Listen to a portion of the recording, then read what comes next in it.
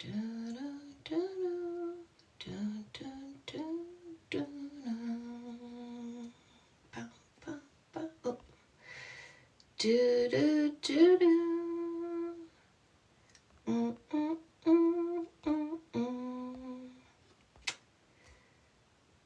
sings that? Dun, dun, dun. Dun, dun, dun, dun. Who sings that? Dun, dun, dun, dun, dun. Is it Root Town again? What? Okay. We got joy, we got fun, we got seasons in the sun. I love all your videos as a gay guy, maybe a gay man. I'm checking out your books you have for us. Big fan. Oh, my love. Oh, my love. Did you know that I wrote a book for gay men? Did you know that? Can I show you? Gay peoples. Did you know about this one, my love? Ripple. Chris.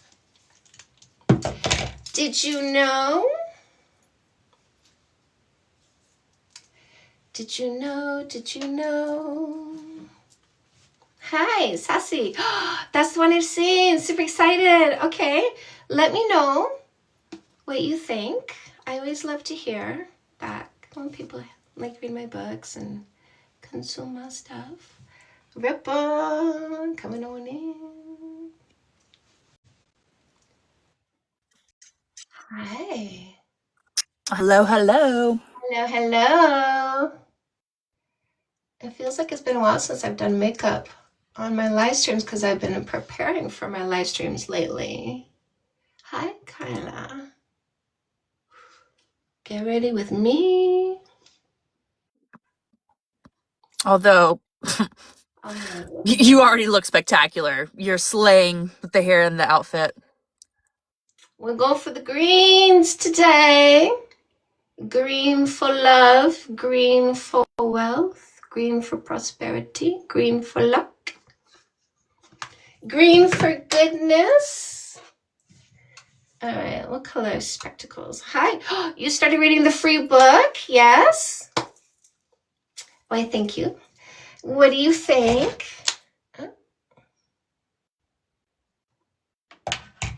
Ellie Jane. Okay, let me get different colored glasses so we can vote on this.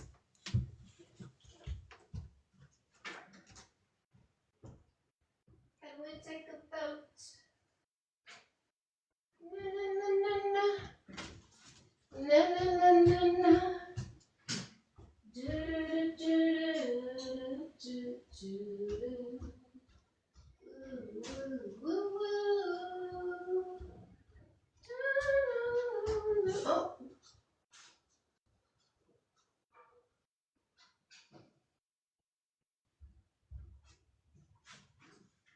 I almost forgot my visual aids.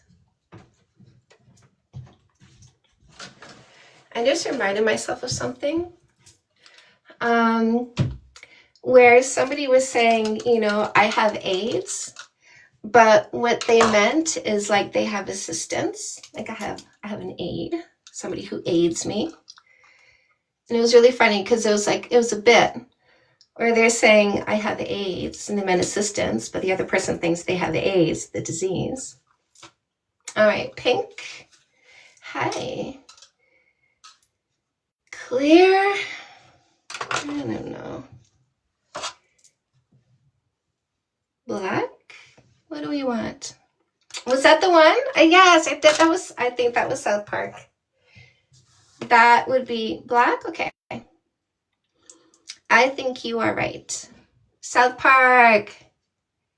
Was it Tom Cruise who has AIDS? So pretty. Was that the one? Was it Tom Cruise who had AIDS?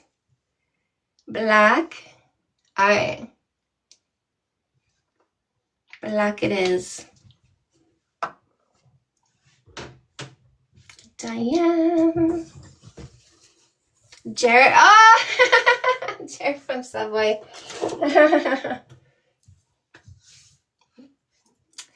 Yeah, that was fun. Hi, Diane. Ripple. No driving when you're on your, no being on your phone when you're driving, Ripple. I wanted to text that to you and I didn't want to do it because I didn't want to put you on your phone when you're driving. Chantal, I was stuck in traffic Still. and I wanted you to see the view. The New York skyline. Mm-hmm. New York, New York. I made it out. I made it out, and then I booked a load that brought me right back in. Okay. But traffic going in was not that bad, surprisingly. And now I'm in Connecticut. Oh, jeez. She everywhere. Mm-hmm. Hi, Nerdy Cat. This guy said cope because he can't cope with women's autonomy. He can't cope with women's sexuality. It makes him nervous. Some of these males are really scared when it comes to women's bodies. And then they have no ability to cope with themselves because they haven't developed that. They haven't gotten their therapy yet. So then they try to blame women for how they feel about women's bodies.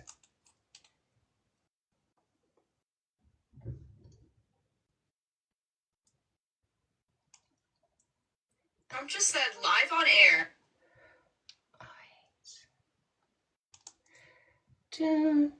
5%, but no, that can't be. They tremble. They tremble at the thought of women having autonomous sex. Ooh, so bad. 4.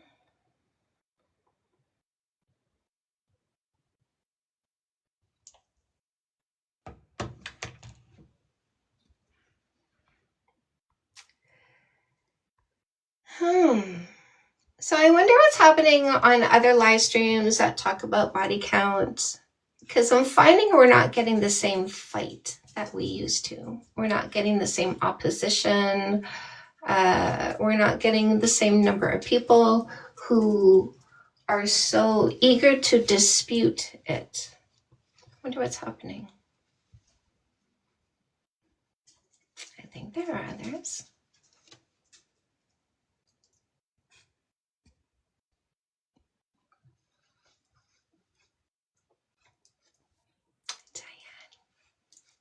Hi.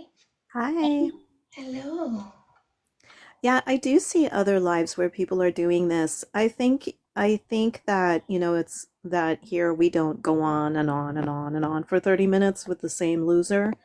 So, maybe for the ones that just want to argue, it's not, it's not the environment that they want because they get shut down. But I'm just wondering, like, have you thought about putting up, like, what if what if you switched it up and went back to the original one, right? Like the one you were doing before, and see if, maybe you switch back to like that. Sorry.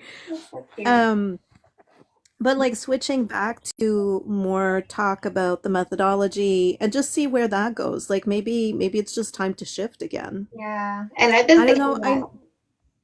that. I know that Lex, like, I know yesterday at one point I saw his live and he was like he'd only had like one person to talk to in the last hour and a half or something. Mhm. So maybe it's just I think it would be, yeah, interesting to see because we still get body count Mhm. people with this background anyway, right? Yeah, that's true.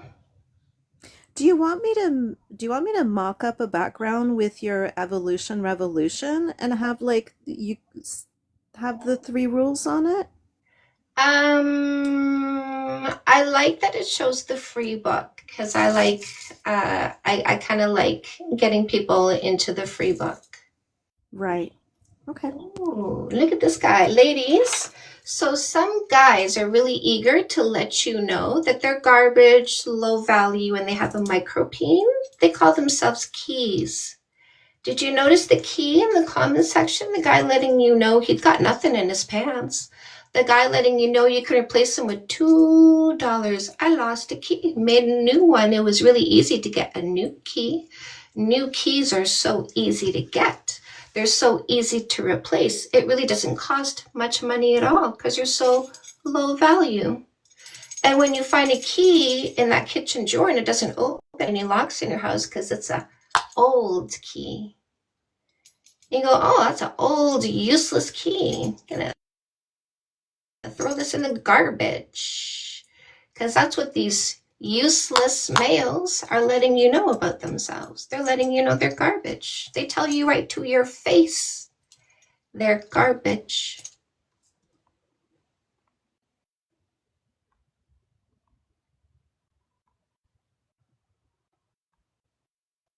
It's BS. You sound like a child. Oh, the poor babies. Guy says you kick anyone that makes sense. I'm waiting for anybody to bring facts or science. Facts or science. Apparently what makes sense to you is not facts or science because you're that dumb. Is that what you came here to let me know? That you're so dumb. Facts and science don't make sense to you.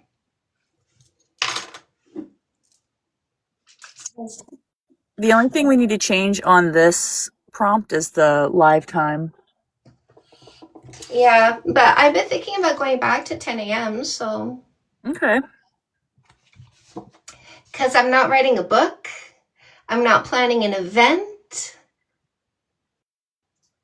I've got nothing to do during the day except post my Instagram. So yeah, I've been thinking maybe it's time to go back. Time to go back to the daytimes. So Gerbs 999 Gerbs. I'm gonna call you Gerbs. Accountability to who? Who are we supposed to be accountable to? Gerbs. And what does that look like exactly? What are you talking about? Good question. Let's see if he answers that. Loving the new live look. Thank you. So dating coach, exactly. I am a very effective dating coach because I teach people how to close the loop. If you just teach people how to pick up, that's a pickup artist. If you teach them how to get the right person and keep a relationship, 20 years, for example, right? So if you're going to have a dating coach, you need to hire the person who can teach you how to close the loop. You need to go for the person who has what you want. Long-lasting, happy, functional, close, intimate, affectionate, communicative. Somebody who's everything you're looking for. A proper dating coach will teach you how to pick the right person so that it stays. So yes, dating coach.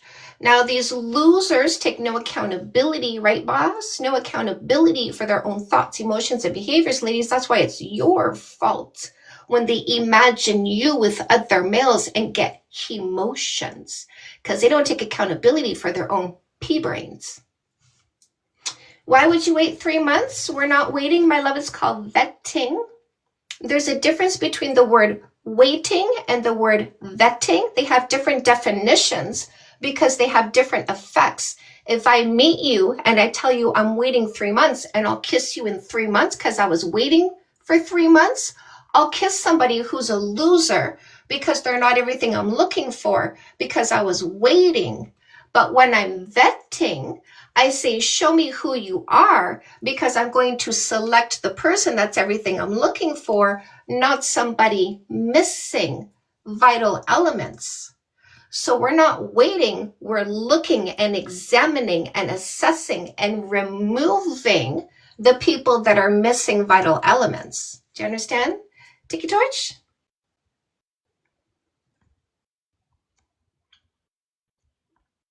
Oh, we got some garbage mail here, apparently. Hi, what's your name? God, what did I do? I don't know. Apparently you need to go somewhere else. I was just wondering. Hi. No, it's okay. It's okay. Don't worry about it. Don't worry. It's all good.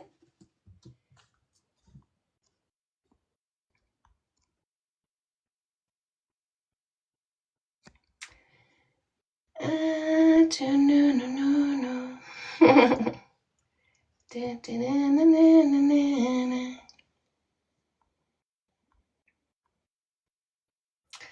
you say typical for a broken person? Would you say what typical for a broken person?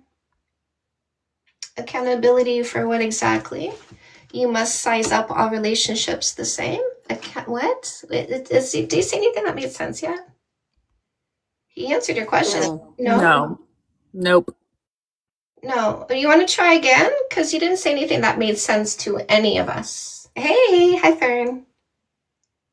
I did not mean to invite you. No, I'm sorry.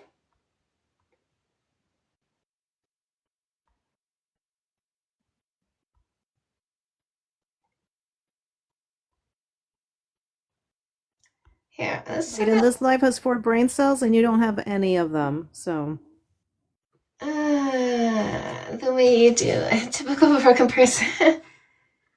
Let me see. I wonder if that crawl person can. Tiki, come talk to me. You said, why are you waiting? And crawl.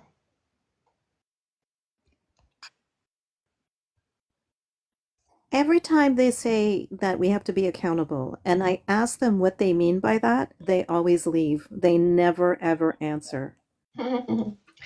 This Braden person says, Shorty like 60 on live, giving dating advice? Yes, I'm teaching people how to be successful like me, how to have a long-lasting, happy, functional, close, intimate, affectionate, communicative relationship.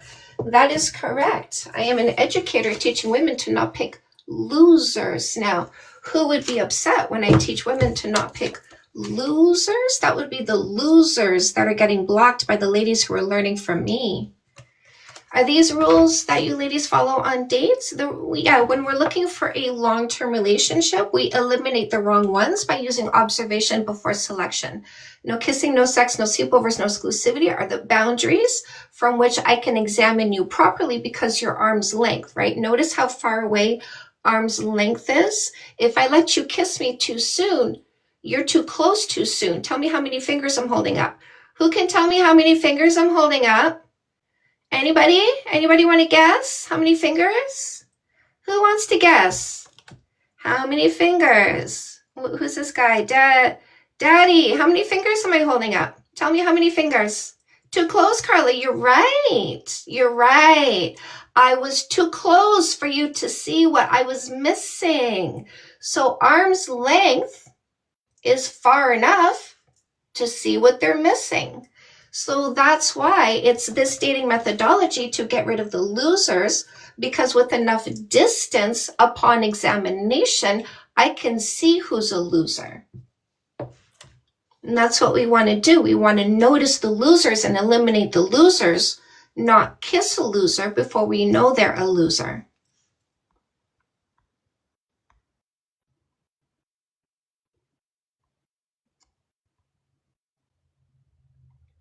Okay, Mr. Tiki Torch.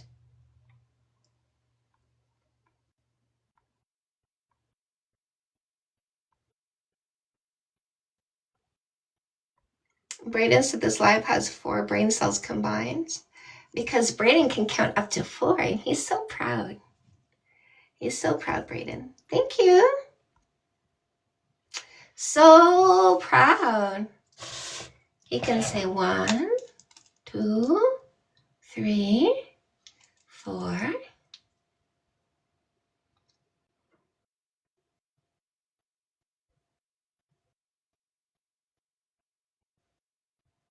Okay, watch your ears. If you're wearing a earpiece, watch your ears because I'm going to bring myself in. There's going to be some feedback. You could also, before you do that, you could also try a restart if you want. Sometimes I've seen that work sometimes with people. Are we starting the live? Yeah, if you want. Oops. No. As high as he can count. I know some of them really come at us with their best, right? They really do come with their best. These guidelines are so important. Happy I can take what I learned, pass it down to my daughter. Yes. Did you know that I wrote a book for your daughter? Dating 101, so that you can teach your daughter how to understand what happens when she feels attraction, understand the difference between her biological body designed to procreate that sends out those attraction signals, and her logical mind designed to assess, and what she needs to assess despite what her body's going through. That was the best. They always come with their best, my love. Because they want to be right so bad.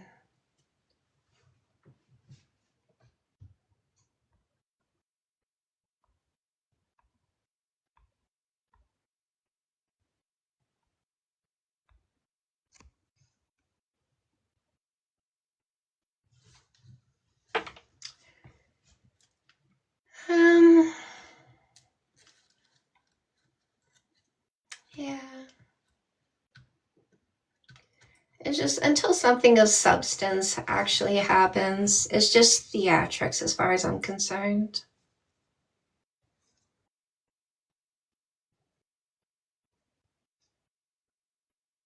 Wag the dog.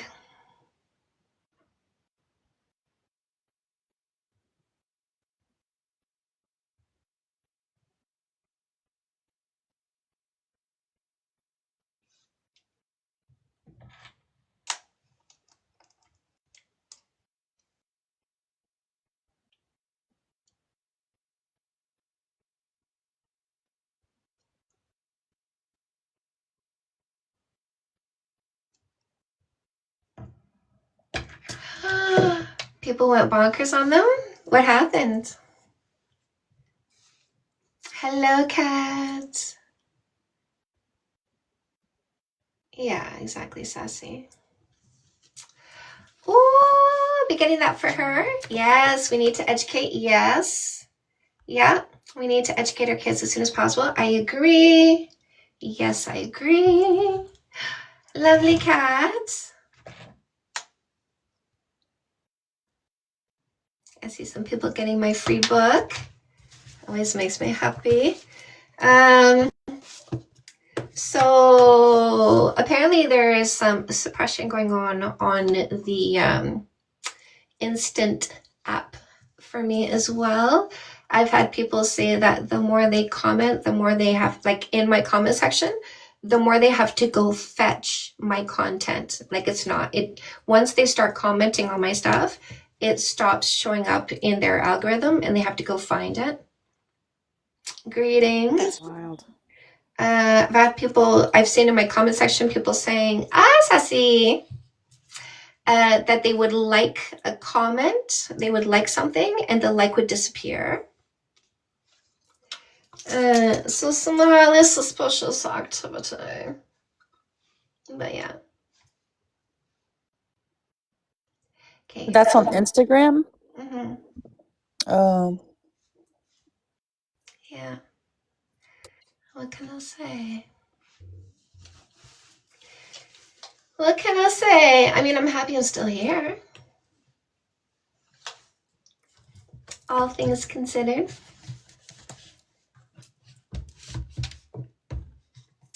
Ranger games with these tech platforms, right? I do make savage moves. I do. I really do. Yeah. It's cute and demure, but always spicy and sassy too.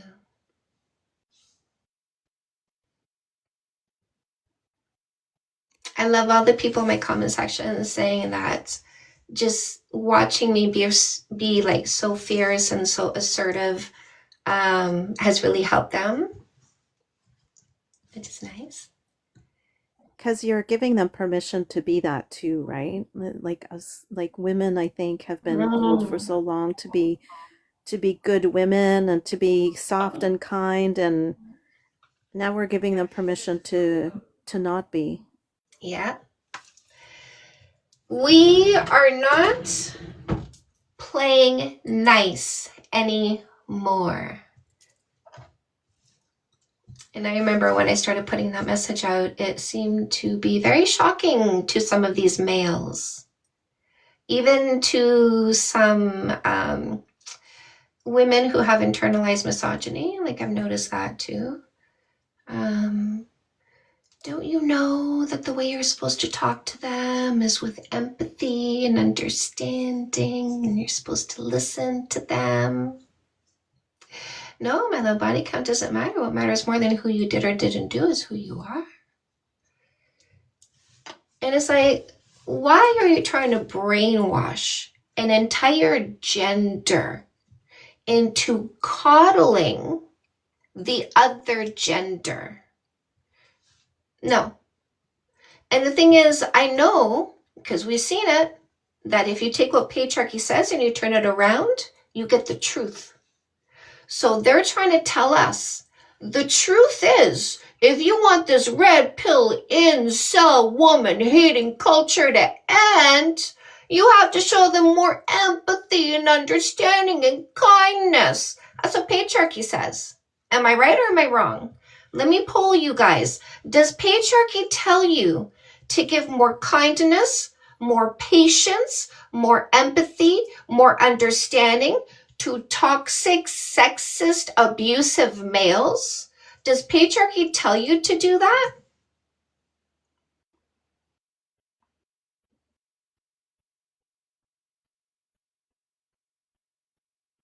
Oh no, my facts are right. My facts are right. So if the fact is, we've discovered that what patriarchy tells women is a lie, like they said, women aren't as smart as males because we have a smaller skull. But yet we enter STEM and we outpace them. Patriarchy says women are the weaker sex, but males can't handle a machine that imitates period cramps. Pathetic. What else do they say about us? Women are too emotional. They can't lead. Look at all the loser males losing their shit on my live stream. So you take what patriarchy says, you turn it around, you get the truth. So if they're telling us to be nice and kind and empathetic and understanding, ladies, that's a lie. You want to turn this incel bullshit around, this toxic sexism around?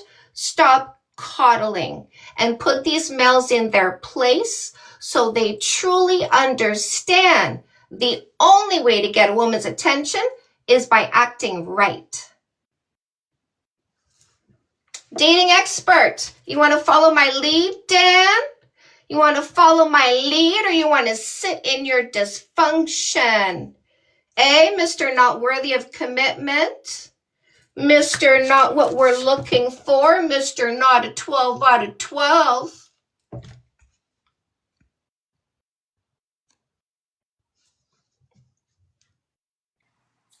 Hi. Hi, Chantel. Can you hear me okay? Yes, I can. I'm one of your biggest supporters. I follow your page and I love watching your live. So I have a question, but it's not debate related. It's a little bit more personal related. Am I allowed to ask you? Yes. Okay, cool. So recently something happened. I got rejected by a guy. So just to give you a quick backstory to it, he was this guy who worked in my office building. He didn't work for my company, but he just worked in the building. And I would always catch him looking at me. And then I started saying hi to him this year, and I started, flirting with him, and he was flirting back. And it's like I got the sense that the spark was mutual. So I decided to shoot my shot, and I gave him my phone number a week ago. And he just goes, I have a girlfriend. Okay. And I was just like, oh, okay. And I kind of am going through these emotions right now where I feel embarrassed. I feel rejected. And I have this also like underlying fear that I'm 27, but I have this fear that I'm going to be alone forever and I don't have a person. Do you have any advice? Yes. Okay. So, I understand where your brain is at because you are in a stage where your biological brain is saying mate selection, procreate, make a baby, gotta get somebody in. Yeah. So I'm not here to fight your brain, and Mm-hmm. right, like part of my power is that I understand humanity and I roll with it. Mm-hmm. So I want you to address the loneliness part by making sure you have a good friend circle, the kind Mm-hmm. of friendships where you say, if I didn't have a man, I'd be okay. Do you have that friend circle right now? I mean, it's like I feel like I do and I don't. Like I have friends, but I guess it's like, people have lives and they're not always going to be there for me at like a moment's notice. So it's like, plans fall through or also too, another thing I'm going through is all of my friends, they're all in relationships. They're either engaged or like they have a boyfriend, or like my guy friends have girlfriends or a fiance. So it's like I feel like I'm on an island and I feel like I'm doing something wrong and I'm worried it's me. Yes. And I want you to understand that all of these are stories in your head. All of these are things that you're saying to yourself, and that's affecting you mentally and emotionally. If you said different things to yourself, like if, for example, you said to yourself, I love being the third wheel. I love being independent. I love doing what I want to do when I want to do it. I Hmm. love I love going out all night. I love like whatever, just really kind of redefining what you say. Like when you catch yourself in one of those negative statements, go, wait a second, I don't want to feel this way. So why am I letting myself think this way? What can I think right now that's going to switch this around? Now, I'm always the third wheel when I hang out with my friends, when I go to a house party, when I go to a birthday party, when I go to a dinner, when I do anything, I go out clubbing. I'm all by myself because my husband is always home working. Hmm. Always, always. My friends see my husband about twice a year. It's a running joke in my community. Well, it is. It truly is. So I'm always the third wheel. I'm always the person in the back seat. I'm always the one who doesn't have somebody as a couple. But I'm always a part of this wonderful friendship community. Everybody welcomes me as the single person. Hmm. So start redefining single as exciting and independence.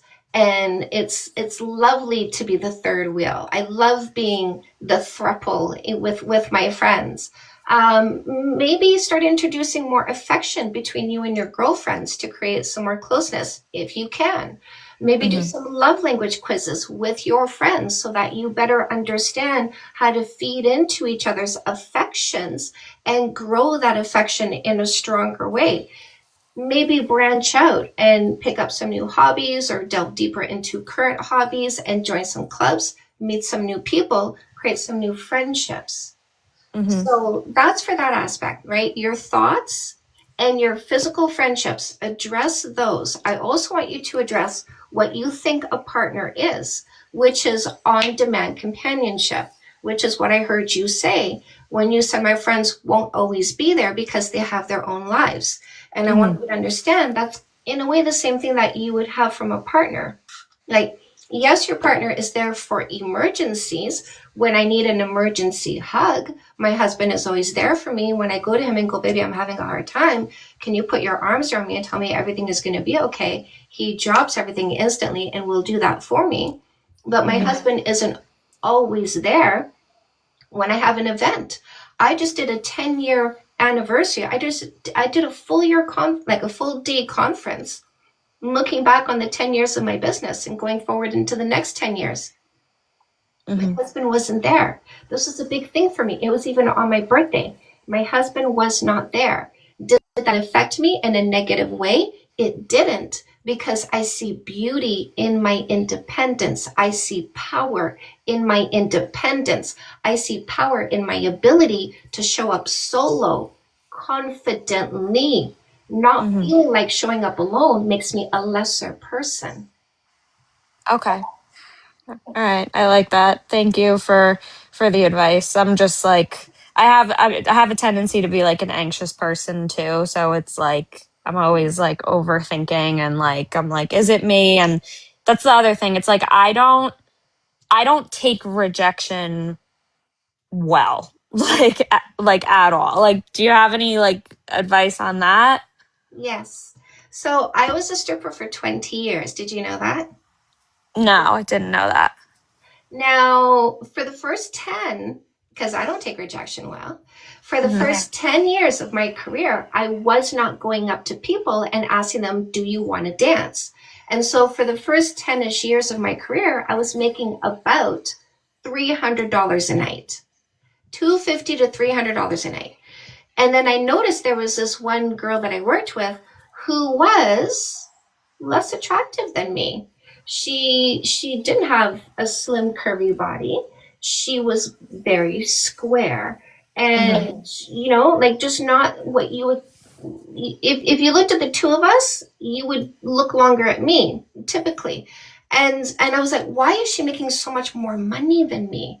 And so I went up to her and I said, what do you do? What's the secret sauce here? And she said, I talk to them. So she goes to their table and she chit chats a little bit. Hi, how are you? Where are you from? What do? You want to go for a dance? Because that's how long. Like she was just going back and forth, back with the customer. Out she comes. 5 minutes later, next one. Out she comes. 5 minutes later, another one. I'm like, Jesus Christ. So she was not afraid of rejection.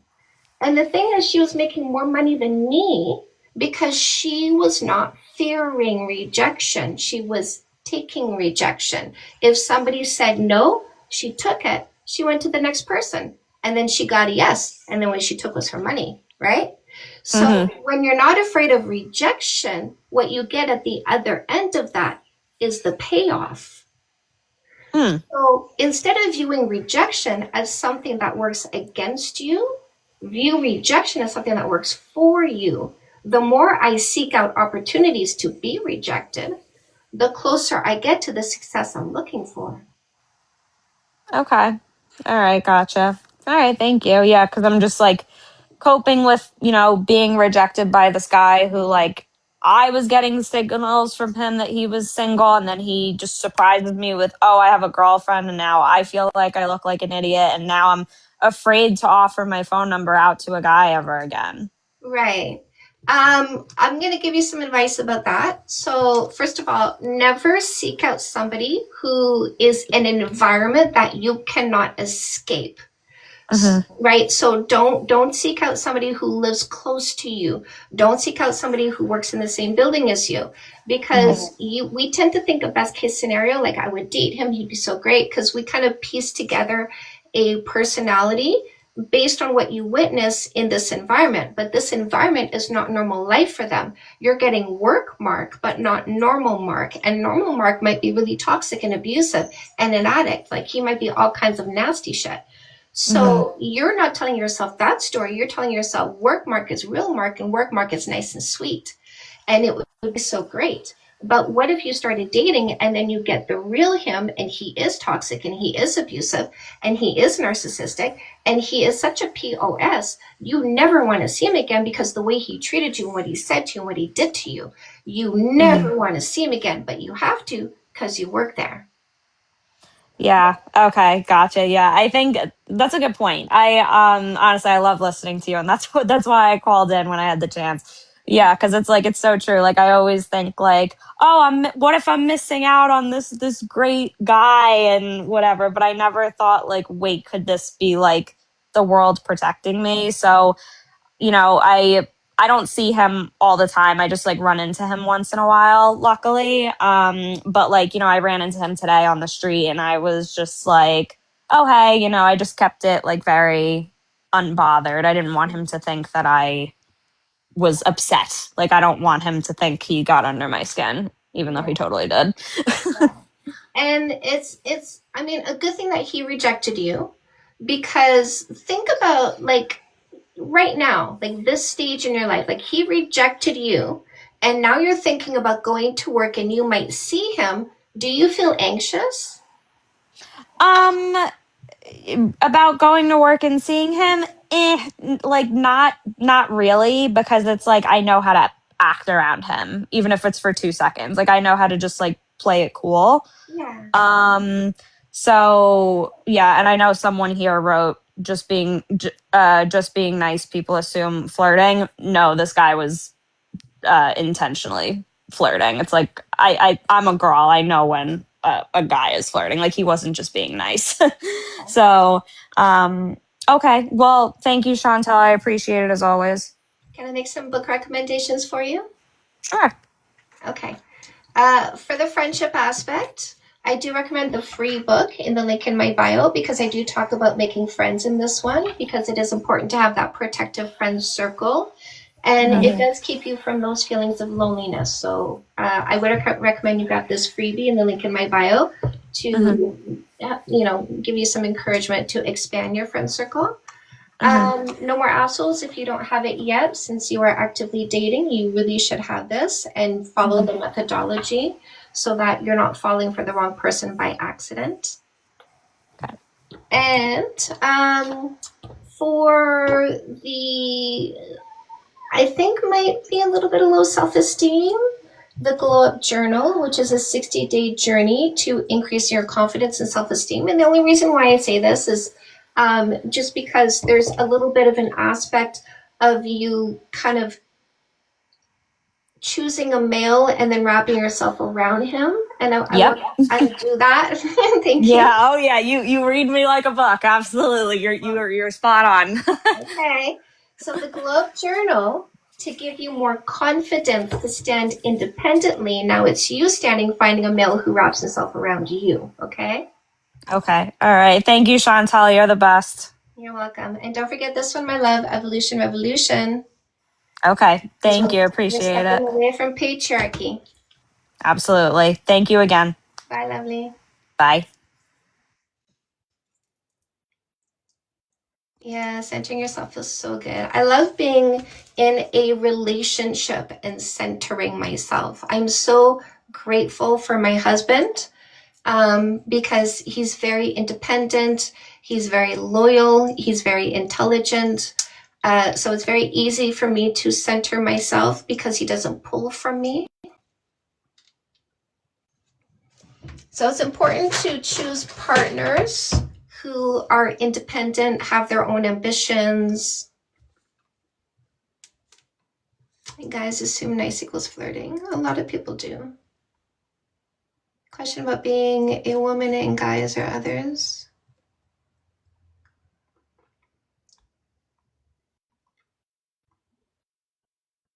Okay. To add to for that last guess that the if he does have a girlfriend and he's flirting with women in the workplace, then he's a red flag. And you're living, what is it, Chantal, you say, living in the castle in the sky? You don't know anything about him. You just know that he's some cute guy who's flirtatious, right? You don't know who he actually is. So yeah, as other people wrote this, I do believe rejection is redirection. He probably just wasn't good for you to begin with. Constance, hello.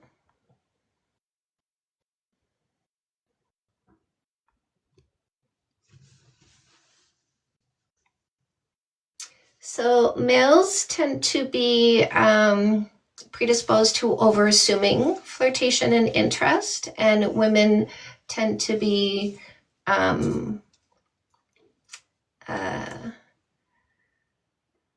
what would be a way of saying under noticing? Under noticing. Yeah, under noticing, under assuming. Under assuming they're being flirted with by males. I completely agree with that. Completely agree with that. Very nice. Repulsed by the codependency I sense. Guys can feel it overstepping my autonomy.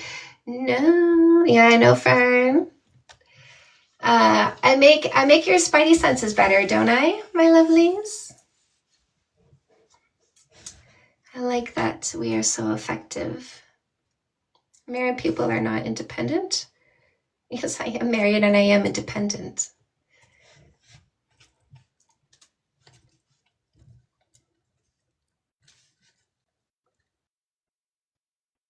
Pattern tracking.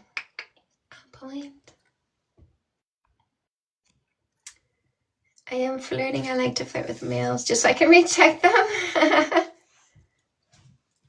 I think people like being flirted with.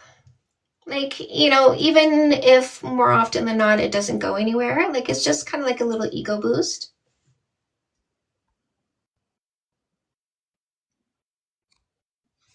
And I know that's really fucked up of me. I know it is. Like, I would hate if someone did that to me, but I don't care. I don't like them. I am independent and I am married. My husband married an independent woman. I married an independent man. But you know, pea-brain males who can't absorb information don't understand what I'm saying.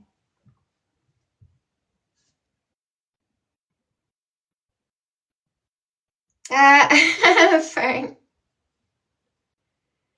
Oh, anime convention. Oh, I know, Kim. So lonely.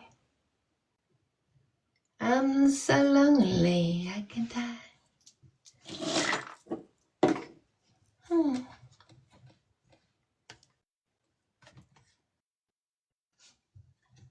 Remind me of my brother. Oh, the social awkwardness.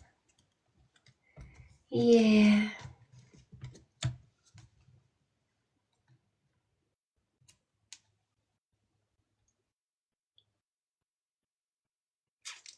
I've had what I would call anime girls. I've had a couple of anime girls be my clients, my coaching clients. Thank you. Ooh.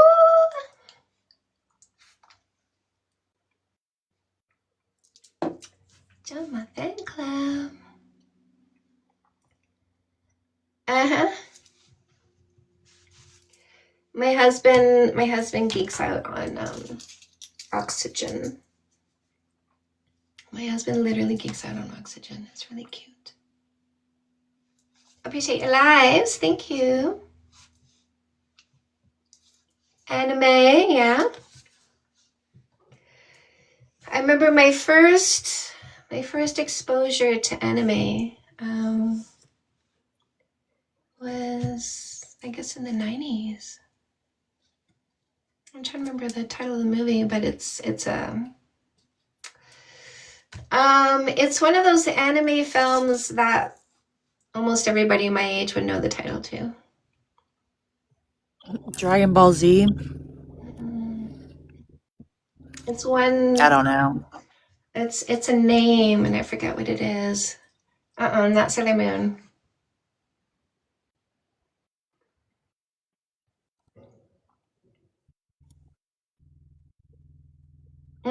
Not Avatar. This is from the 90s. Anime cartoon. No, what? No. It was Do you remember like the storyline, like the plot, the kind of characters it had? So the title of the movie is just a name, and it was like the name of the character, and I mean, I was like young when I saw this. And this character had like powers. Of course, it's anime. People have powers, but what is it? And it's just one word, one name. And is it anime, or is it like a cartoon? Well, anime is a cartoon, isn't it? Anime is like a niche kind of cartoon. Like Flintstones is a cartoon, right? Like animated movies like Pixar, like those are like cartoons, but anime is like a different style. Famous anime movie from the 90s. Akira! I knew somebody was going to get it. I knew it. And I had that name. AJ, I think you popped into my brain because I thought Akira, But then I was like, oh, I don't think that's it. But yeah, no, Akira, that's the one. Akira. Yeah, that is anime. What's that, Diane? That is anime. I've never seen it. I just looked it up. But yeah, it's 1988, Okay. and that is anime. Yeah. Yeah. Iconic. I know. I saw it like once, and I've never forgotten that movie. It's from the 80s. Watched Akira when I was Oh, 4. I'm gonna watch it. Violent and apocalyptic. Yeah. Let me see what's the overview. In 1988, the Japanese government drops an atomic bomb on Tokyo after ESP experiments on children go awry. In 2019, 31 years after the nuking of the city, Kaneda, a bike gang leader, tries to save his friend Tetsuo from a secret government project. He battles anti-government activists, greedy politicians, irresponsible scientists, and a powerful military leader until Tetsuo's supernatural powers suddenly manifest. A final battle is fought in Tokyo Olympiad, exposing the experiment's secrets. Akira.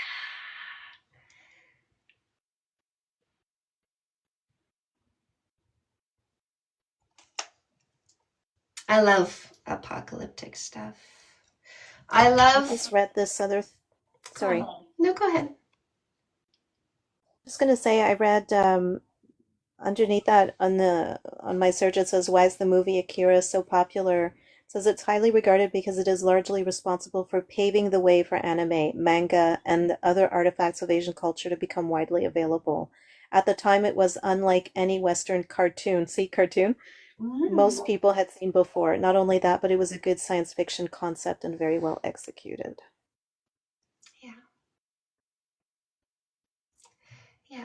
I love watching humanity be deconstructed, like as a sociologist, right? Like all the different ways that can be the demise of the majority of humanity.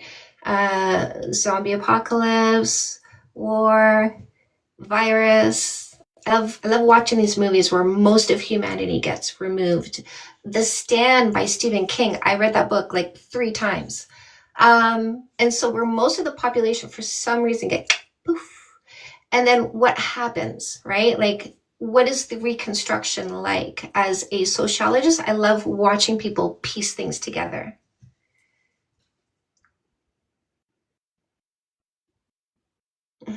I respect you, yeah. Love all the stuff, The Stand, yeah, dystopian. I have a twisted fascination. I watched, oh shoot, what is that? Latest zombie apocalypse series that spun off in, The Walking Dead.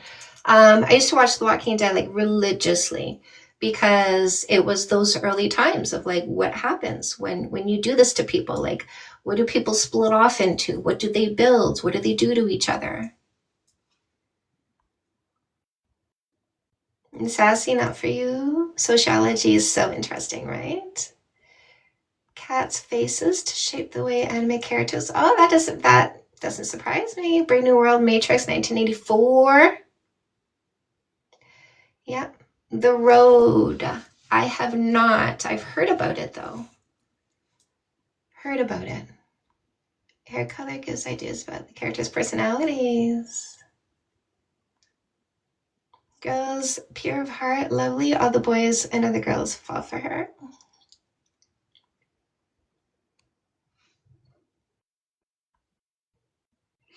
I did watch The Walking Dead for several seasons, and then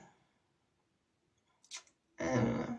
It stopped being. Stopped watching it at some point. It just became like, I don't know, the storylines. I started losing, like literally losing the plot. Like I didn't like around season 5 or 6, I was like, I'm lost now.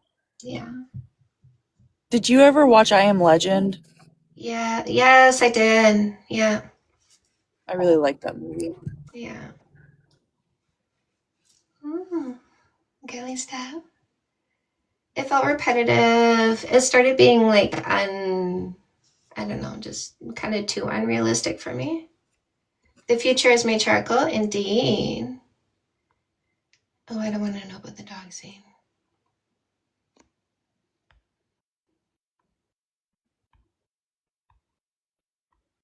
The row. And Okay. when the dog dies. Oh, it's always saddest. Right? It's always saddest when the dog dies. Is it Wednesday today? What are we? Tuesday. Tuesday. Yeah, okay.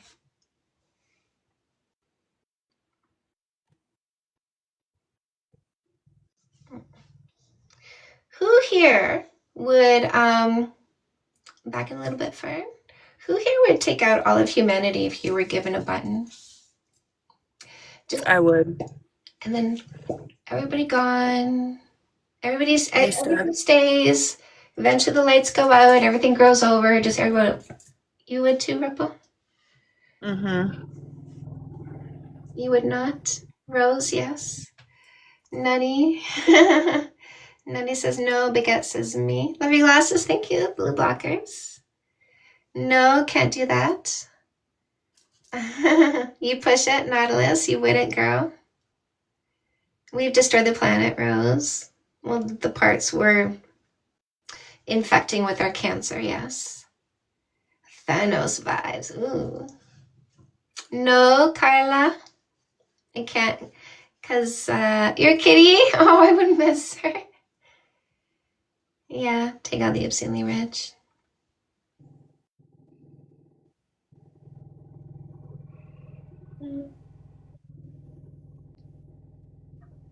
You want to rebuild? People are gone, animals stay. Okay, how about this one? So apocalyptic event, asteroid hits the planet, nuclear bombs detonated, apocalyptic event. Do you want to go in the first round or do you want to be a survivor? Give mother. Oh, I definitely want to go in the first round for sure. Me too. Just take me out. Take me My out. answer is no to your first question because I think people can take them, and I feel bad saying that after what we've recently experienced, but people have the choice to take themselves out, right? And I think that the planet can also do that if she wants to.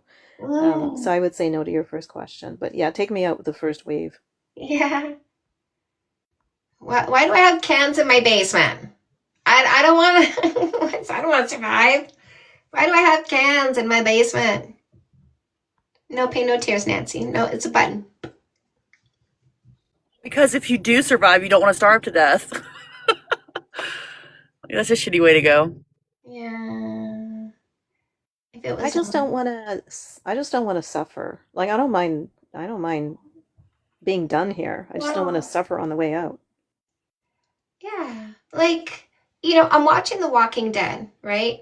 And I'm looking at them going so long without a shower, right?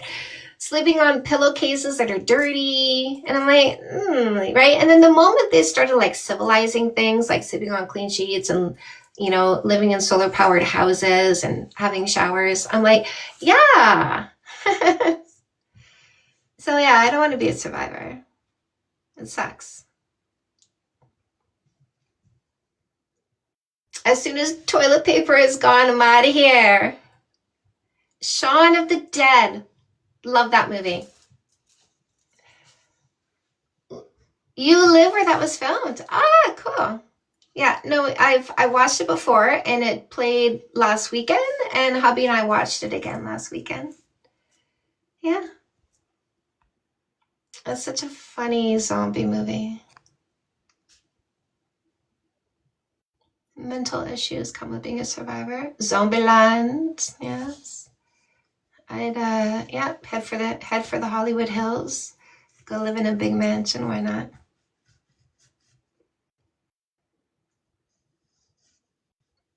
Go live in a mansion with what was his face? There's a really good movie with there's a bunch of actors. Seth Rogen. and their whole crew, and there's like an apocalypse, and they're in the one of the guys, like, you remember that movie? Yes, It I is so do. good. It's hilarious. End of the world. Yeah, that's it. So good. Oh, this is the end. Yeah, that's what it is, I think. Yeah, Anyway, one of those. Yeah. that was pretty funny. I like that one too. 28 Days Later. That was interesting. But an idea reminds me of the movie The Box, yeah, from 2009. You see boys pee-pee? Are you looking at boys pee-pees? Are you looking at me thinking about the boys? We don't stop you. Oh, you see the boys pee-pee at the end? Whose? I forget. It's awesome. I forget whose pee-pee do we see at the end?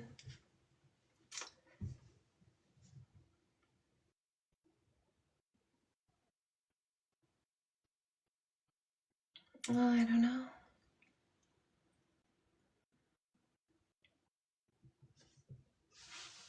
I'm going to put a new word in your head. Are you guys ready? Bollywackles. It's what you call the pee-pee and the nutsack combination. Bollywackles. Mayan calendar, yeah. I know we've had so many end of the world. I love English.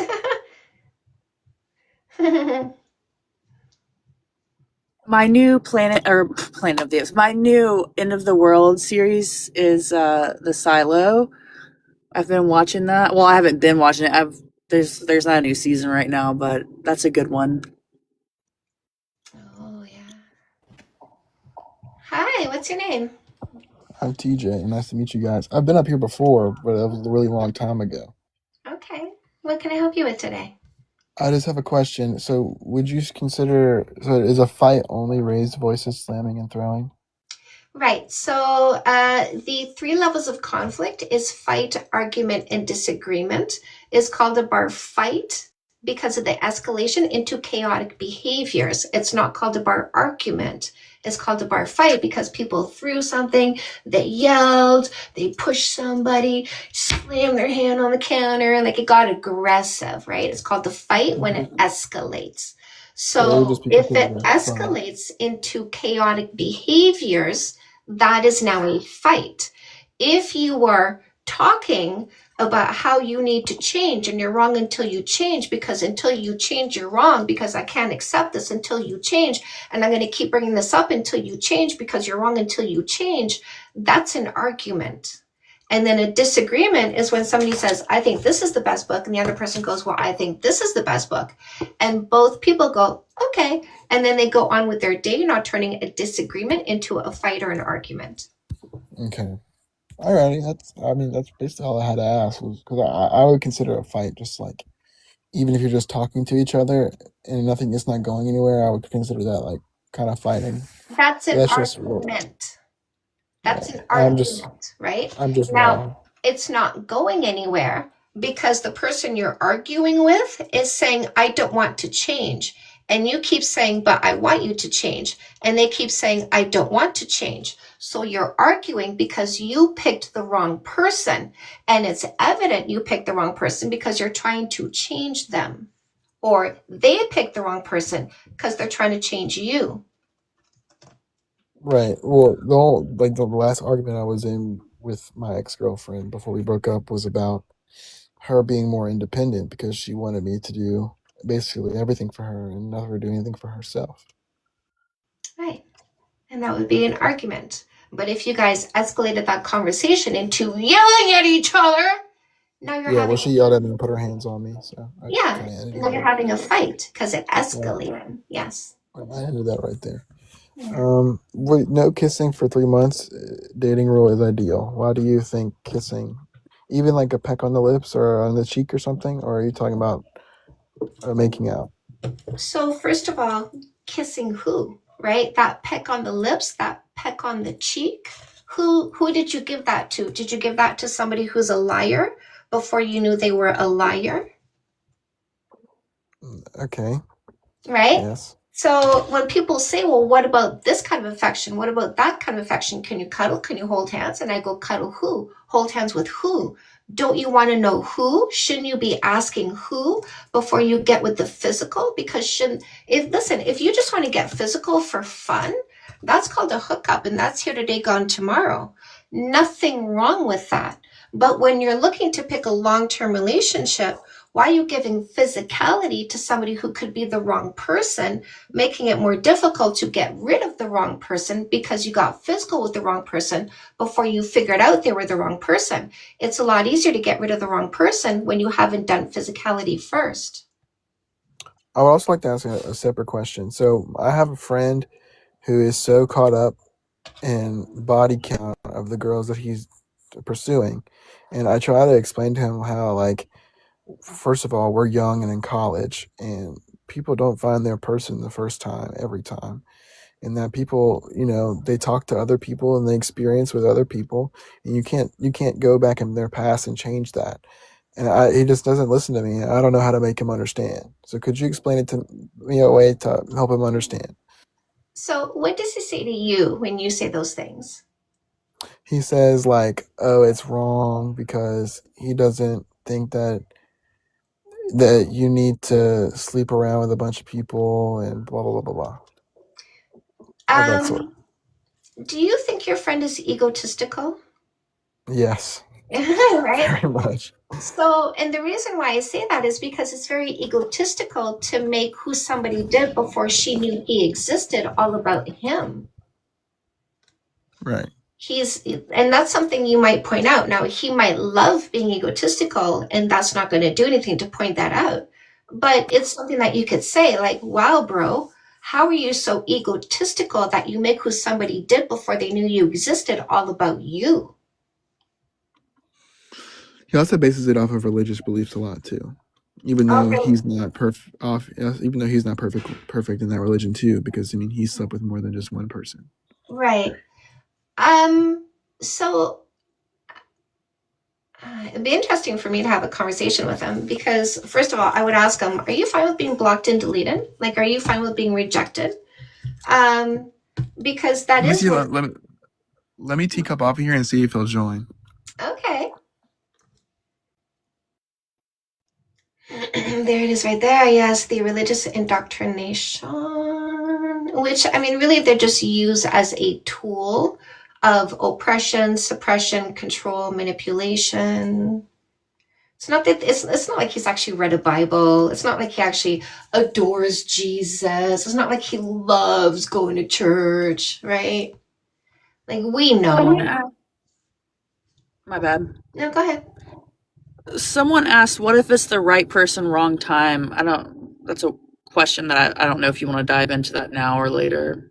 Well, I don't have an answer for that. I really don't. Like, right person, what are you telling me? Are you telling me they're a 12 out of 12? How do you know that the right person? And if the right person isn't available for you and doesn't want you, they're not the right person. Because the right person wants me. The right person is not unavailable.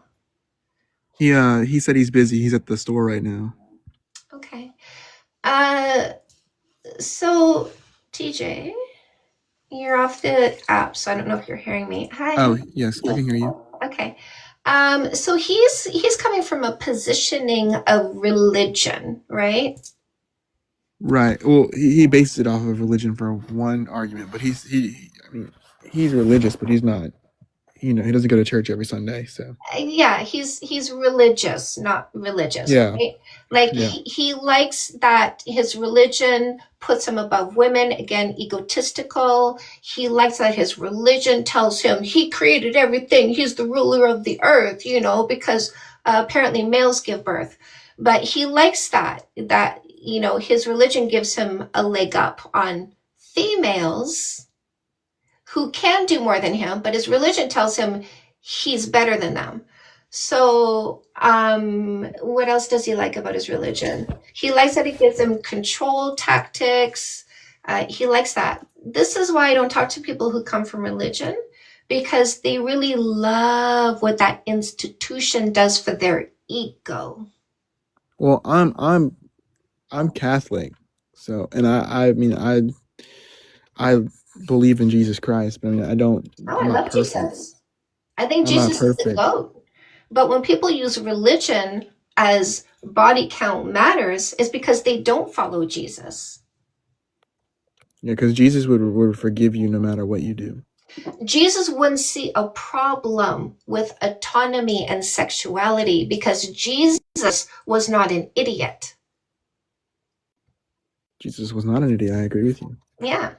The Son of God never said body count matters, right? Right. Which means neither did God, right? Right. So he's not religious. He just likes the system of control offered by his religion. But I will say, to play devil's advocate, that God does say to turn away from lust. No. Did Jesus say that? The Bible says that, to turn away from No. lust. You mean the book written by dudes with daddy issues? Yes, I know that. Did Jesus say that? I mean, we only know what Jesus said based off of what the Bible says. Exactly. Did Jesus say that in the Bible? Those words? Body count matters? No, but he said to turn away from lust.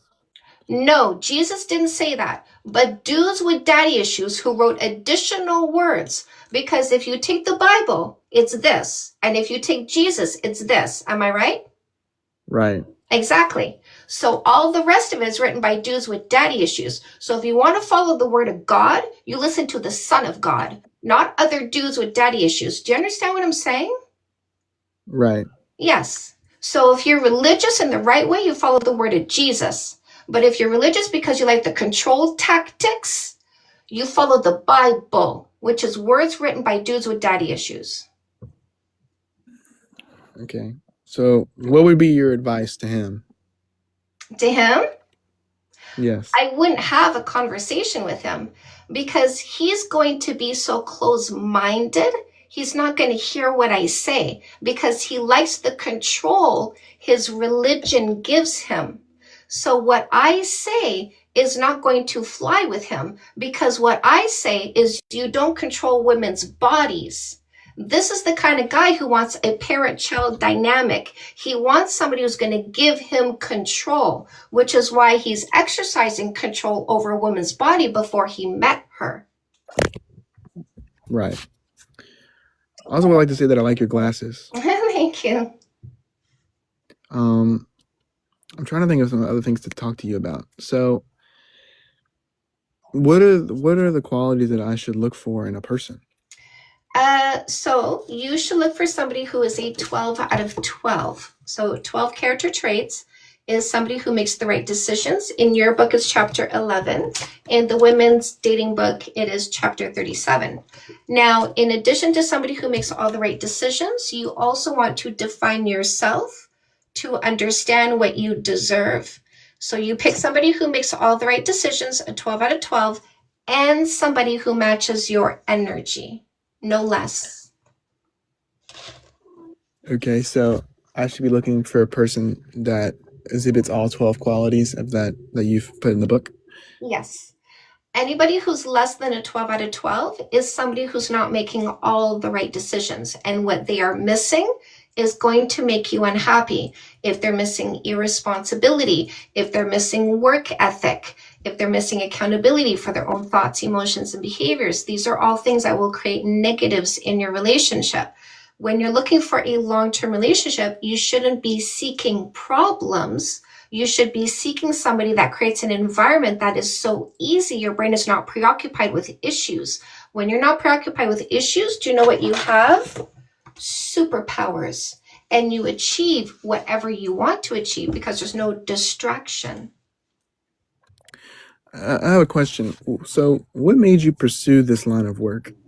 So I was a stripper for 20 years, from 21 to 41. I got to 41 and I said, sorry to, I didn't hear what you said at first. I'm sorry. I was a stripper for 20 years. Okay. So from 21 to 41, I was a stripper and I loved what I did, didn't think about doing anything else. And then I got to 41 and I said, maybe time to age out.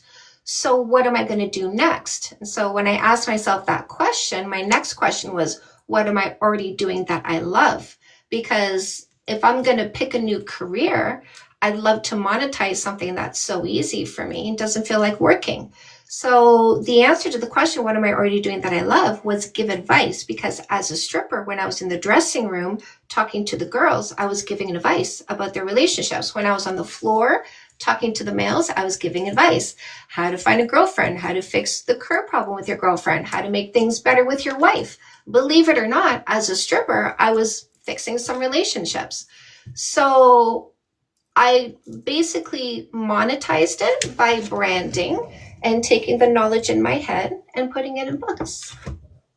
That's amazing. That's beautiful.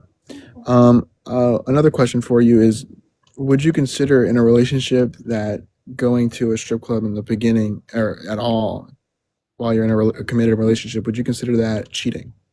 It depends. Okay, what would it depend on? Like if I'm going out with my friends for a bachelorette, that's not cheating. If I'm a regular, that's cheating. And would you say that men that are regulars at a strip club, do you think that they can change? Do you think that they could, turn away from doing those things to be more committed to their partner? 100%. Because men typically, Daniel, just give me a little bit of time here, my love, okay? Some men, and I'm pointing to men, not guys, right? Some guys go to strip clubs because they like the ego stroke. And they like that they can feel like they have variety and they have insecurity and it's easy to get attention. Those guys, I wouldn't be in a relationship with those guys. But there are some men who go to strip clubs because they own their own business. Maybe they travel for work. Because they work long hours or they're away for a week at a time, it's hard to sustain a relationship because not many women would put up with the limitations that somebody who works a lot of hours, that somebody who works a lot of hours would have. Most women will want to see somebody more than what an entrepreneur can offer. And so for an entrepreneur, it's easier to get some dances for some companionship and some attention than to try to develop a relationship. So my husband came to the strip club one night because he had a tough day at work. And his friends said, let's go to the strip clubs, go play some pool. He went, yeah, fuck, why not?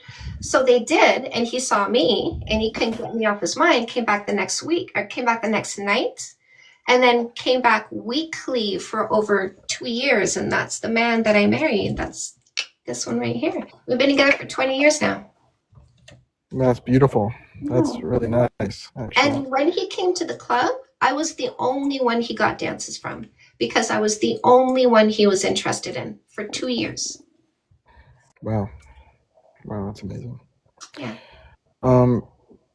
Another question I would like to ask you would be, what would be your advice to a young man that has never really had a fulfilling relationship, and they've never really had fulfilling partners, even just hookups, like they've just never had anything fulfilling. What would you give him advice wise? So I would definitely recommend that you work on creating fulfilling friendships, because a fulfilling relationship should feel like a best friend that you also kiss and have sex with. So by developing friendships and really understanding how friendship works in a close, even affectionate, right? It's okay. Like, listen, in my friend group, my male friends will hug each other and say, I love you, man. Like there's no toxicity in my friend group. I remember one time, somebody like kind of came into our group, was hanging out with us, and like, our boys are being boys with each other. Like they're being affectionate, they're being complimentary, they're being supportive. And I remember this one person going, "Damn, no male toxicity here." And I was like, yeah, that's right. There is no male toxicity here. So I would encourage you to develop friendships with males and females that are very platonic and are very deep, because when you can experience that in a platonic way and then you can expand it in a romantic way, you have everything. My final question is so when you say no kissing for 3 months dating rule. Yeah. What if that person, like, let's say for example, they meet off of, like, I don't know, through friends or whatever, and they just end up, they think that all they want is hookup, but they don't. What would you say about that? So you start off as a hookup? Yeah. Sometimes that can happen. Like sometimes we can kind of accidentally fall into relationships and it ends up being amazing. I would call that a lotto ticket win. So would you say that the 3-month dating rule will still apply? So let's put it this way. So let's say you came to me and you say, "Hey, I went out like this past weekend and I met this girl on Saturday and we hooked up, and I didn't really think I was going to see her again, but we've been texting all week long. And I'm thinking that I want a relationship with her. Like, I don't just want her for a hookup. Like, I want to turn this into a relationship. What should I do?"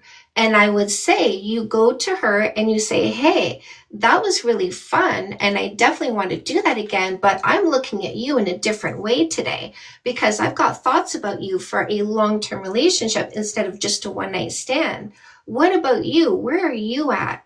Are you just looking for fun and casual? Or are you looking for a long-term relationship?" So then ascertain if you both are looking for the same thing. Now, let's just say she said, "Yeah, like I actually would like a long-term relationship." Then you would say, "You know what, me too. How about we do this? Let's do no kissing, no sex, no sleepovers, no exclusivity for 3 months, because as much as I want to rush into this, I don't want to mess this up. So what I'd like to do is really take the time to get to know each other, see if we can create a foundation of friendship, respect, share goals and timelines, appreciation of each other's efforts, ability to communicate and solve things together and make each other laugh. Let's see if we have something. And if we do, then we'll kiss and start a long-term relationship because we've developed an understanding that we actually are compatible. And it would be a good move for both of us instead of us starting a relationship and then finding out we're not a good fit and then going through all that pain." Alrighty. Thank you. If you wanted to do my methodology that I teach, this is my dating book for men. And I teach you the red flags, the green flags, how to date using the methodology, how to introduce it, what you're going to notice in terms of people's reactions and what you should think about their reaction. And then how to date in such a way that you're not taken advantage of. Alrighty, I'll look into it. Thank you so much. You're welcome. Come back anytime, okay? Lucy. If I could add something, I didn't want to interrupt, the for the clipping, but I I also agree that he should make deep, friendships, but also like better friendships than this dude that he was talking about, because this dude is toxic, right? And has like toxic ideas about women and who knows what else. So find better people to align with. Find people who have good values like you, right? Oh shoot, I missed the other thing that I was gonna say. Cyborg says somebody hurt her. No. Nobody hurt us. We got rid of the losers. They don't hurt us. We identify and block and delete them. Daniel, hi. Hi. Hi, what topic are you here for? I just wanted to ask, do you have any formal education, or are you just self-taught? So do I have a degree? No. Did I study philosophy and sociology at university? Yes. 1 year philosophy in Concordia, 2 years of sociology at Laurier in Waterloo. Now, when I was studying sociology, I was actually on my way to get a degree because I was going to become a therapist. But then I realized in my second year, I wanted to be a coach, not a therapist. So I stopped pursuing a degree because I didn't want to waste my time and money to go get a piece of paper from a for-profit institution when I could just show my work and let people decide for themselves if I was smart enough. So I've done that for the past 10 years. Now I am self-taught in sociology, psychology, anthropology, biology, evolutionary psychology, behaviorism, and meditation, because I've gone out and I've sought the education. And you and I both know you don't have to be registered at a university to have a university textbook, right? Mm-hmm. Right. So was it a year of philosophy or a year of psychology? A philosophy. Did I say psychology? Philosophy. No, you said philosophy. Okay, I was just double checking. Yeah. My first interest in university was philosophy. I wanted to know what university could show me in philosophy. Daniel? I walk my talk. I walk my talk. That's why I haven't had a fight with my husband in almost 10 years. Daniel, 10 more questions?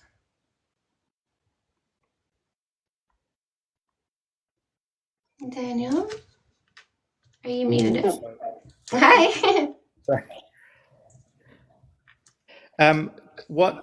So you've written a number of books. What book do you recommend I would start with if I were to read one? What is your goal? Is your goal to find a relationship? Is your goal to improve your current relationship? Is your goal to increase your confidence? Is your goal career coaching, monetizing your passion, your talent? What would you say? Is it happiness? Probably at the moment, find a relationship. Finding a relationship? I would show you these 2 books that I wrote for men. So The Perfect Play is my dating book for men. And then When You Find Your Relationship, Fix That Shit for Men helps you with communication and conflict resolution. So what I teach is you picking somebody who loves you more than dysfunction. And then in that relationship, you choosing functional behaviors, because there's certain triggers that you're not going to get when you're single that are just going to show up when you enter a relationship, like insecurity, for example. So when you're in that relationship, not only do I teach you how to pick the right person, I teach you how to be the right person, because by being the right person, you keep the right person.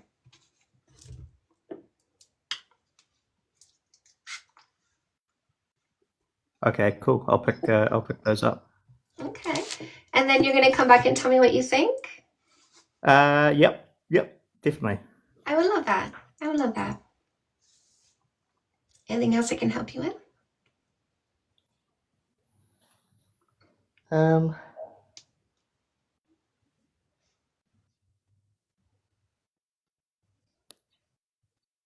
No, that's all for now. Okay. Come back anytime, Mr. Daniel. Thank you. Thank you, sir.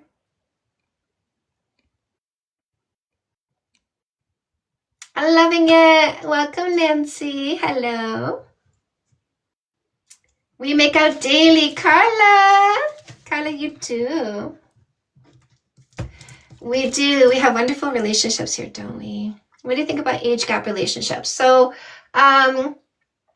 for me, age gap is not about the number. It's about the brain formation. And your brain is still forming up until you get about the age 24, 25. So, under 25, you need to be close in age. If one person is under 25, you need to be close in age. When both people are over 25, I don't care. So you can have an 85-year-old with a 25-year-old. The 25-year-old is making an informed decision. They have a formed brain. So it's all about the brain formation. If their brain isn't fully formed, got to be closer in age. Love, snuggle, support, face hardships. I look forward to a beautiful relationship again, Paolo. So I talk about the importance of friendships because a romantic relationship is not the only ship you should be pursuing. We kind of lose ourselves in relationships. We lose sight of our individuality sometimes. We lose our friendships because, especially in the beginning of a new romantic relationship, we kind of hyper focus on this new person and let other people sort of fall behind a little bit. It's so important to have your friendships, build friendships, create that foundation of friendship so that if you don't have a relationship, you still have a friendship. There's still a ship for you to be on. So make sure you have all of your ships, your friendship, and your relationship. But if you just have a relationship and you have no friendships, make some friendships. Yeah, friendship is a first. I'm 53, and if I did not have a relationship right now, I wouldn't be looking for a relationship, but I would be very satisfied with my friendships. We should come up with a name for like your relationship with yourself, like one ship My or soul. unionship. Uniship? No, not uniship, but like unionship or one ship or something. We should come up with a word. Why don't we have a word for that? My self ship. My love ship. My self love ship. Single ship. Multi ship. Multipass. Single raft. Jeez. Soul raft. No. Soul ship. What do you mean? It's the yacht. I am my primary partner. Exactly. I am my primary partner. Whole yacht.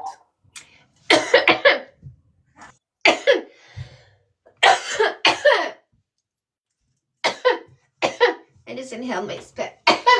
Hold on. I'm jealous. I'm just kidding. Oh my god.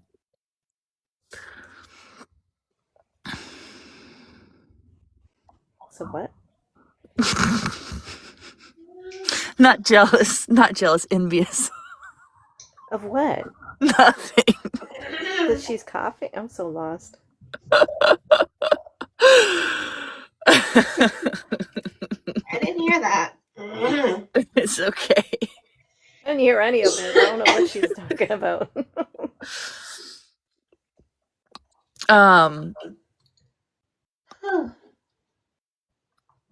Yeah, I'm 37 and I'm just like, meh. Like it's not that I don't want a relationship. I'm just happy. I'm just doing my thing and I'm open to it, but it's not like I wake up lonely. You know what I mean? Like lonely is not how I feel. And I think that there are a lot of people who only get into relationships because they are lonely by themselves, and that's not a good place to be. Yeah. So Ripple, when you wake up in the morning, do you like step outside, take a deep breath, and get real high? I knew you were Sing going to at say the top of something. your lungs. What's going on? What is going on? Actually, when I wake up in the morning, the first thing I do is check my messages, and usually there's one from you, Diane. So there's that.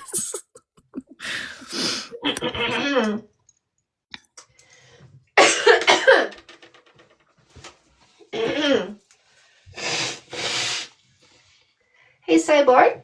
Xander goes, and then Xander goes, bitches ain't shit, and they ain't saying nothing.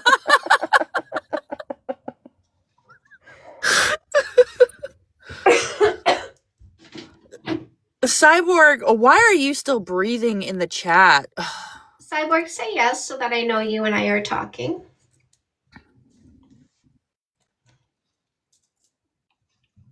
Hey man, pack this up. Why don't you leave? Cyborg, say yes so that I know we're talking.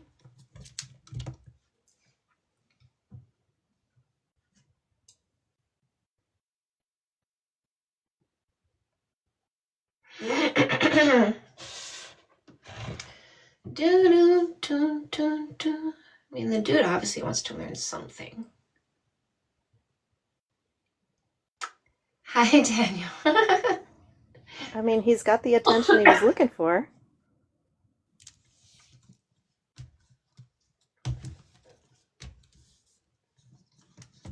Maybe he did go away now.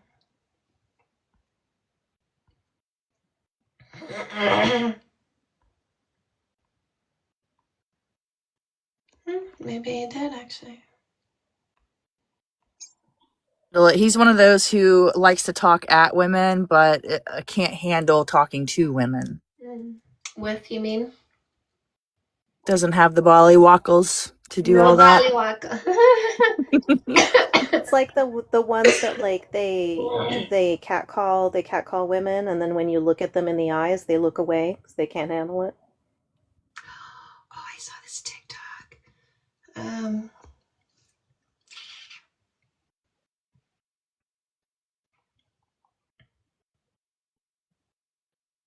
Okay. So, this woman made this TikTok, and she's talking about how she was followed, like stalked basically, by somebody, she said, for at least 25 minutes. He's following me for at least 25 minutes. And I noticed he was like, she's walking around city somewhere, right? Downtown somewhere. So she's walking around, starts noticing him. And then 25 minutes later, she's about to go down an alleyway. So she's about to go down an alleyway, and she turns and she sees he's still following her. And she said to herself, I'm not going to be a statistic, something to that effect, like something feral just ignited inside of her. And she said to herself, I'm paraphrasing here, but she said to herself, I'm taking him out, and I don't care if I die in the process. Like this rage, this feralness came into her body, and she went into that alleyway telling herself he's going to be the victim. Okay. So she gets into that alleyway and he follows her in, and she turns around and she starts running at him with this fierce feral energy that she has inside of her, and he hightailed it out of there. And this again is another example of how the patriarchy wants to convince you you're weak and you're a victim. Because if they tell you all you have to do is turn on your power, turn on your fierceness, and they will run like scared rabbits, is the message they don't want women to learn. That's why they came here when I started teaching you how to be fierce, and they started trying to negotiate with me, trying to get me to tell you to be soft and demure. I remember that time. I don't know if you guys do.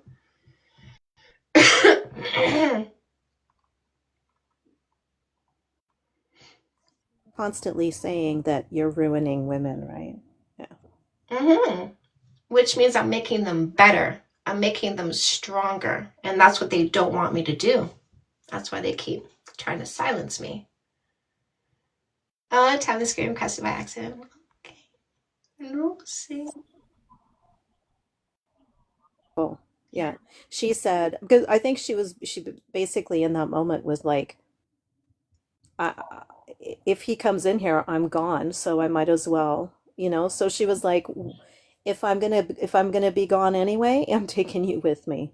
That was her, yeah.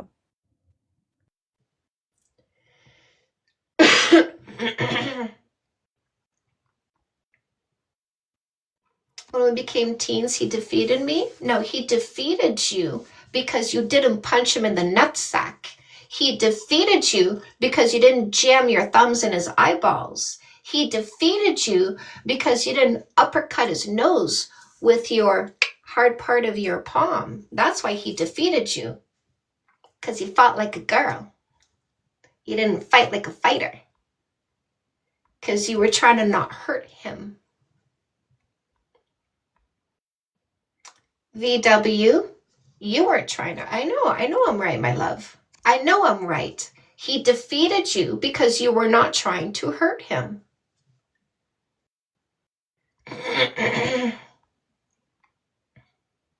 Women need to learn how to fight. That's why on my TikTok or my Instagram stories, I keep posting stuff of like women teaching self-defense. It's true. I wasn't trying to hurt him, but he hurt me. Oh, should have punched him in the nutsack, girl. Found you, Chantal. Hi. Thank you for all the work you do. Lift other women up. It is what I love to do. It is what I love to do. I can't believe I get paid doing this. I make money making the world a better place. You're welcome.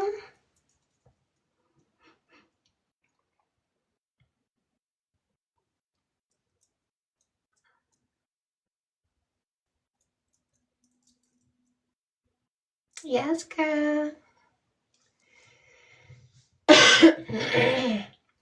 Manifesting goodness while manifesting goodness. I love it. I love you back. You guys are very emotionally rewarding, very heartwarming.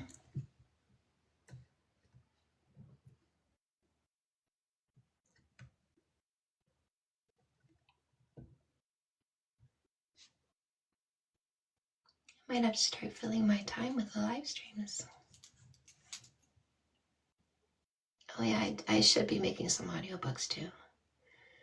I should be making audiobooks as well. Maybe I'll do live streams in the daytime and audiobooks at night. We need it more than ever. A very meaningful job. Thank you. We do. We need it more than ever right now, but the universe has prepared me to teach you. So the universe gave me this whole history of toxicity so I could learn how to overcome that, so I can teach you. And it gave me this history of picking the wrong people so I could learn who the right one is, so I could teach you. It gave me a history of dysfunction so I could learn to become functional, and I could teach you. What are we allowed to talk about? Anything. Open book, open forum.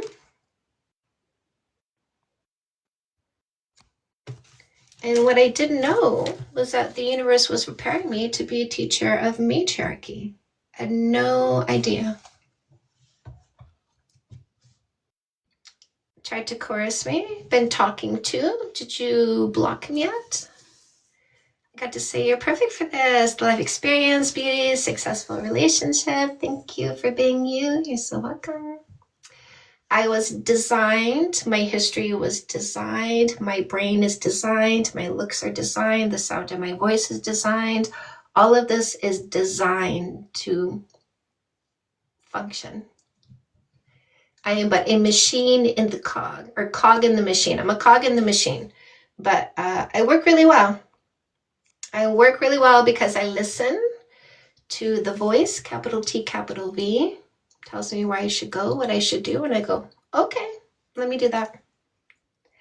I didn't try and explain that's wrong because I didn't want him doing it to the next girl. Oh, yeah. Do you think he learned anything from you? What do you think, my love? Do you think he learned anything from you? Do you think he's not going to do that to the next girl? Or do you think he did that to you on purpose, hoping you were going to fall for it? And he's still going to do it to the next girl because it's one of his tactics. What do you think?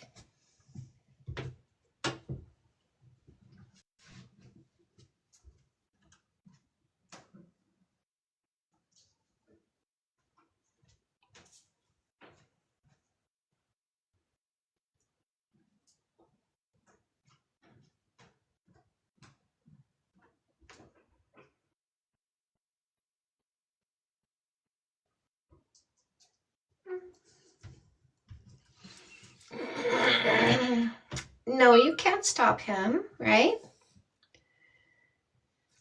But that wasn't the question. The question, another guy tried to do that to me too. Too many of them are corrosive. Did you block that guy?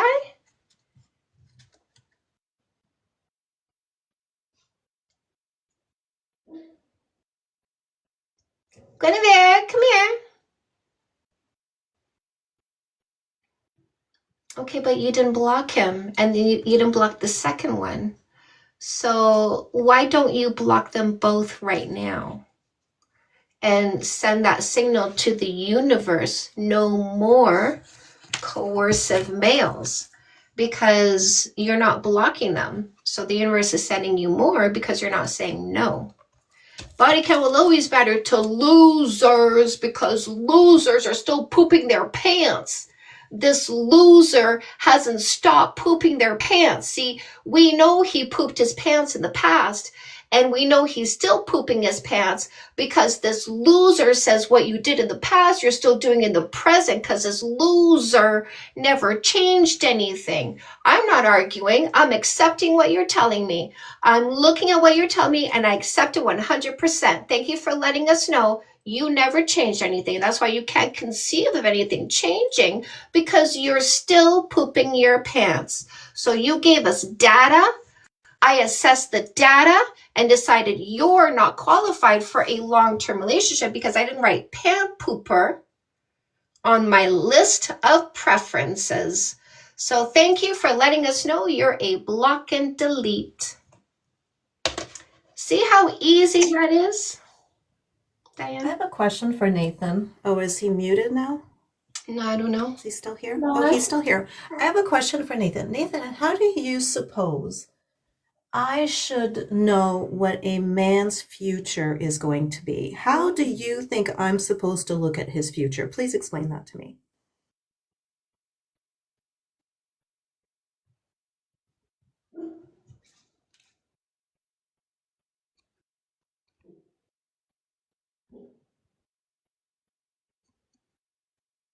There you go. I know, little Guinevere. Hello? Hey, Diane. Hey, it's Ethan. just yes. Why don't you explain to me? So you have this rhetoric, right? That from the red pill community, that you have to look at a woman's past and a man's future, which is complete bullshit.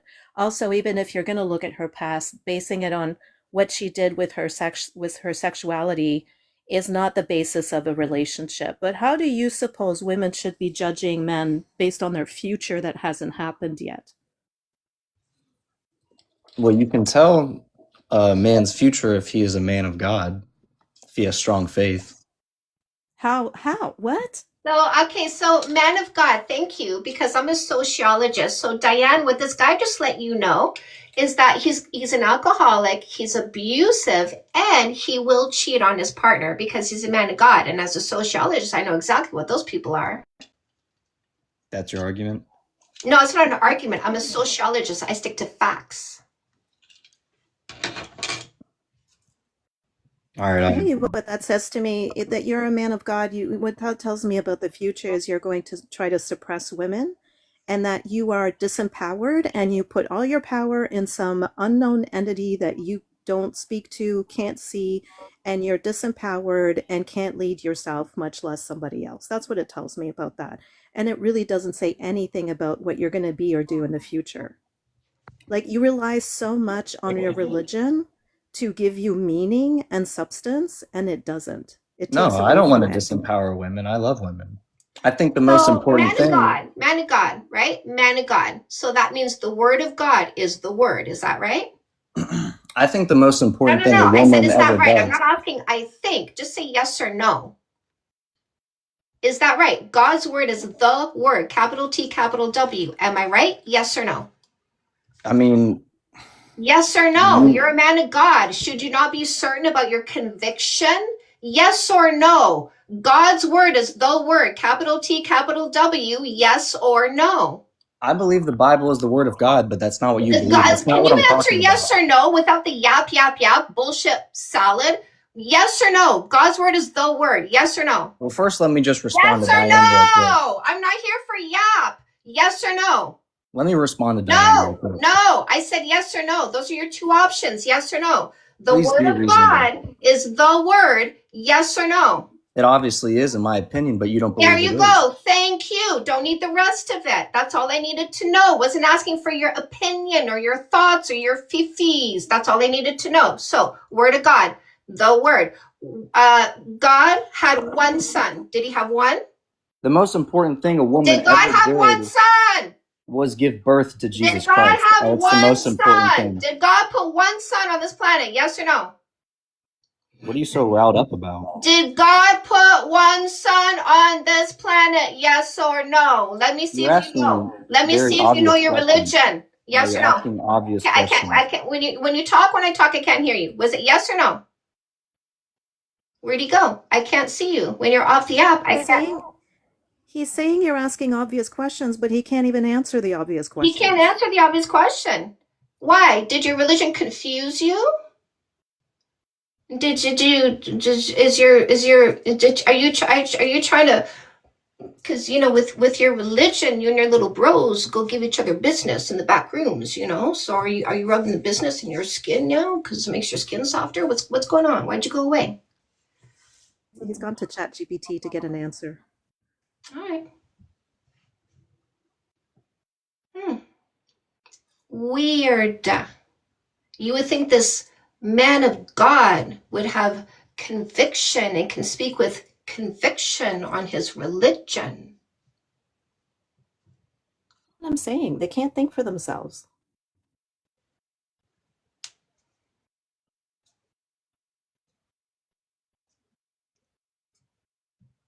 He wants to dominate. There will be no domination here.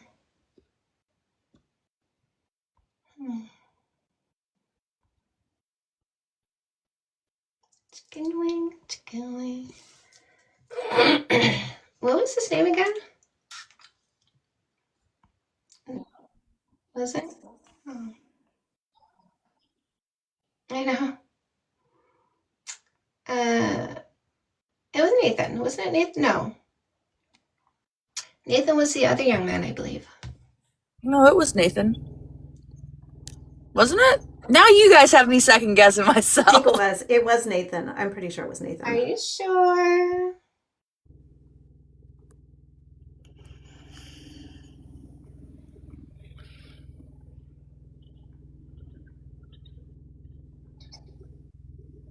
Chat's saying, yeah, it was Nathan. Okay. Who's the other young man that I was talking to earlier? Oh, yeah, because someone said women do not love Nathan when he said, I love women. Okay, yeah, it was Nathan. Okay. Oh, it was Nathan. So that's your argument. Okay, so where'd he go? Let's bring him back. Oh, now he ran away. Well, he was so don't be scared. I'm just a female. Don't be afraid. Your God says I'm lesser than you. Why are you so scared? Your God daddy says you're better than me. Why are you afraid? Why you run away? Body count doesn't matter for logical people who stick to facts. Body count does matter to people who don't take accountability for their thoughts, emotions, and behaviors. Think about things that aren't currently happening in reality, give themselves unnecessary emotions, and blame other people for their fifis. Yes, body count matters to those ones. Body count does not matter to the people who practice logic and stick to facts. Body count doesn't matter to people who are smart enough to say, I don't care who you say you did or didn't do, but I hella am going to assess who you are, because that's what is more important, above the belly button, not below the belly button, because body count doesn't matter to people who are not shallow. Body count does matter to people who go below the belly button. What's the activity of your genitalia? Because I'm shallow. That's my assessment methodology, because I'm shallow. You can go cry. He needs to go pray to the Sky Daddy. Please, Sky Daddy, keep these women from bothering me. I can't handle it.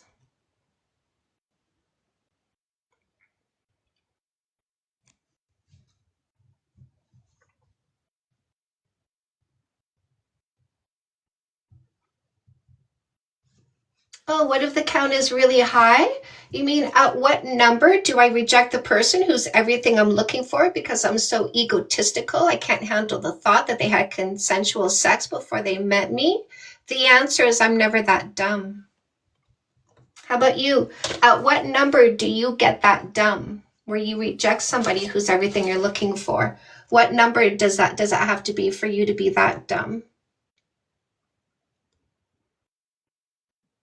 Okay, what's the number?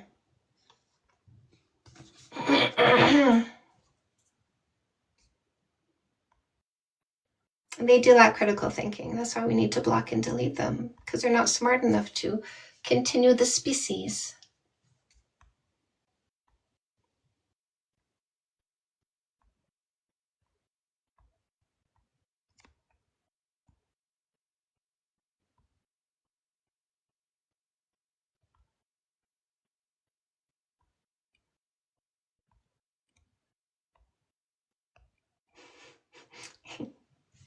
They really do get scared when we start like looking at them.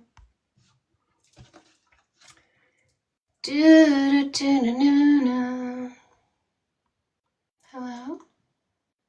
Fafui, what's the number where you get that dumb? My niece made a boy cry yesterday. I'm so proud, she says. My best friend is male, mostly gets it right sometimes. High body count to me equals a life lived experience. Why would people hate on that? Because they're insecure. How dare you be better than me, have done more than me, experienced more than me, accomplished more than me. My delicate ego can't handle it. My husband does not have a delicate ego. All the things I did before him didn't bother him one bit. He definitely loved all the experience I brought, all the fun I brought.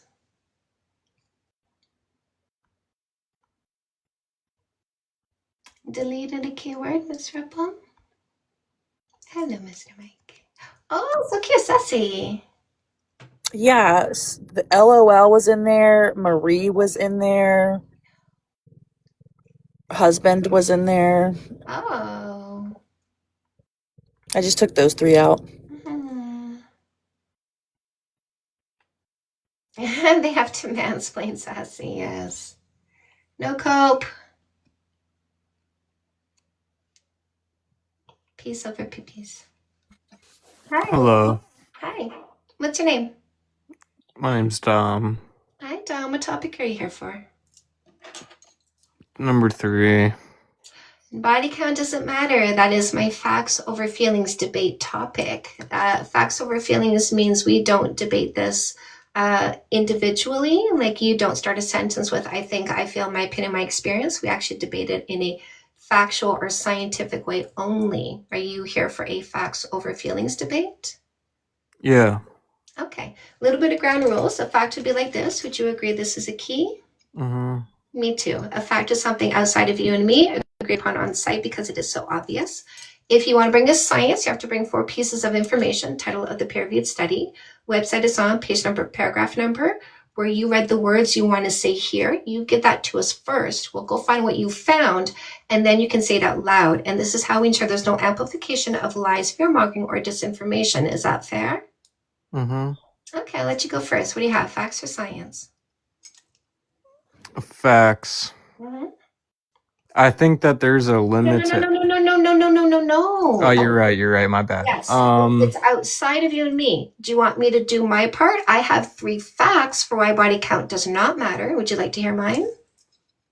Sure. Okay. Number 1, would you agree it is a fact that a woman looking for a long-term relationship, wanting somebody with all these qualities, no less, would need to observe someone over time to make sure they have all of these qualities? Yes or no? Yes, but how long? Minimum 3 months. Corporate model. And that's 3 months being with them every single day?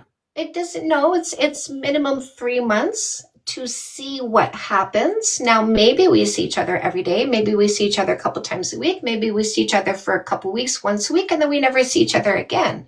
Because in the observation stage, we get rid of the people who are not fitting, right? What if they have a mask on until sexual intercourse? Oh, no. Vetting is a thorough process, right? So you would go deep into who they are. You would meet their friends. You would meet their inner circle.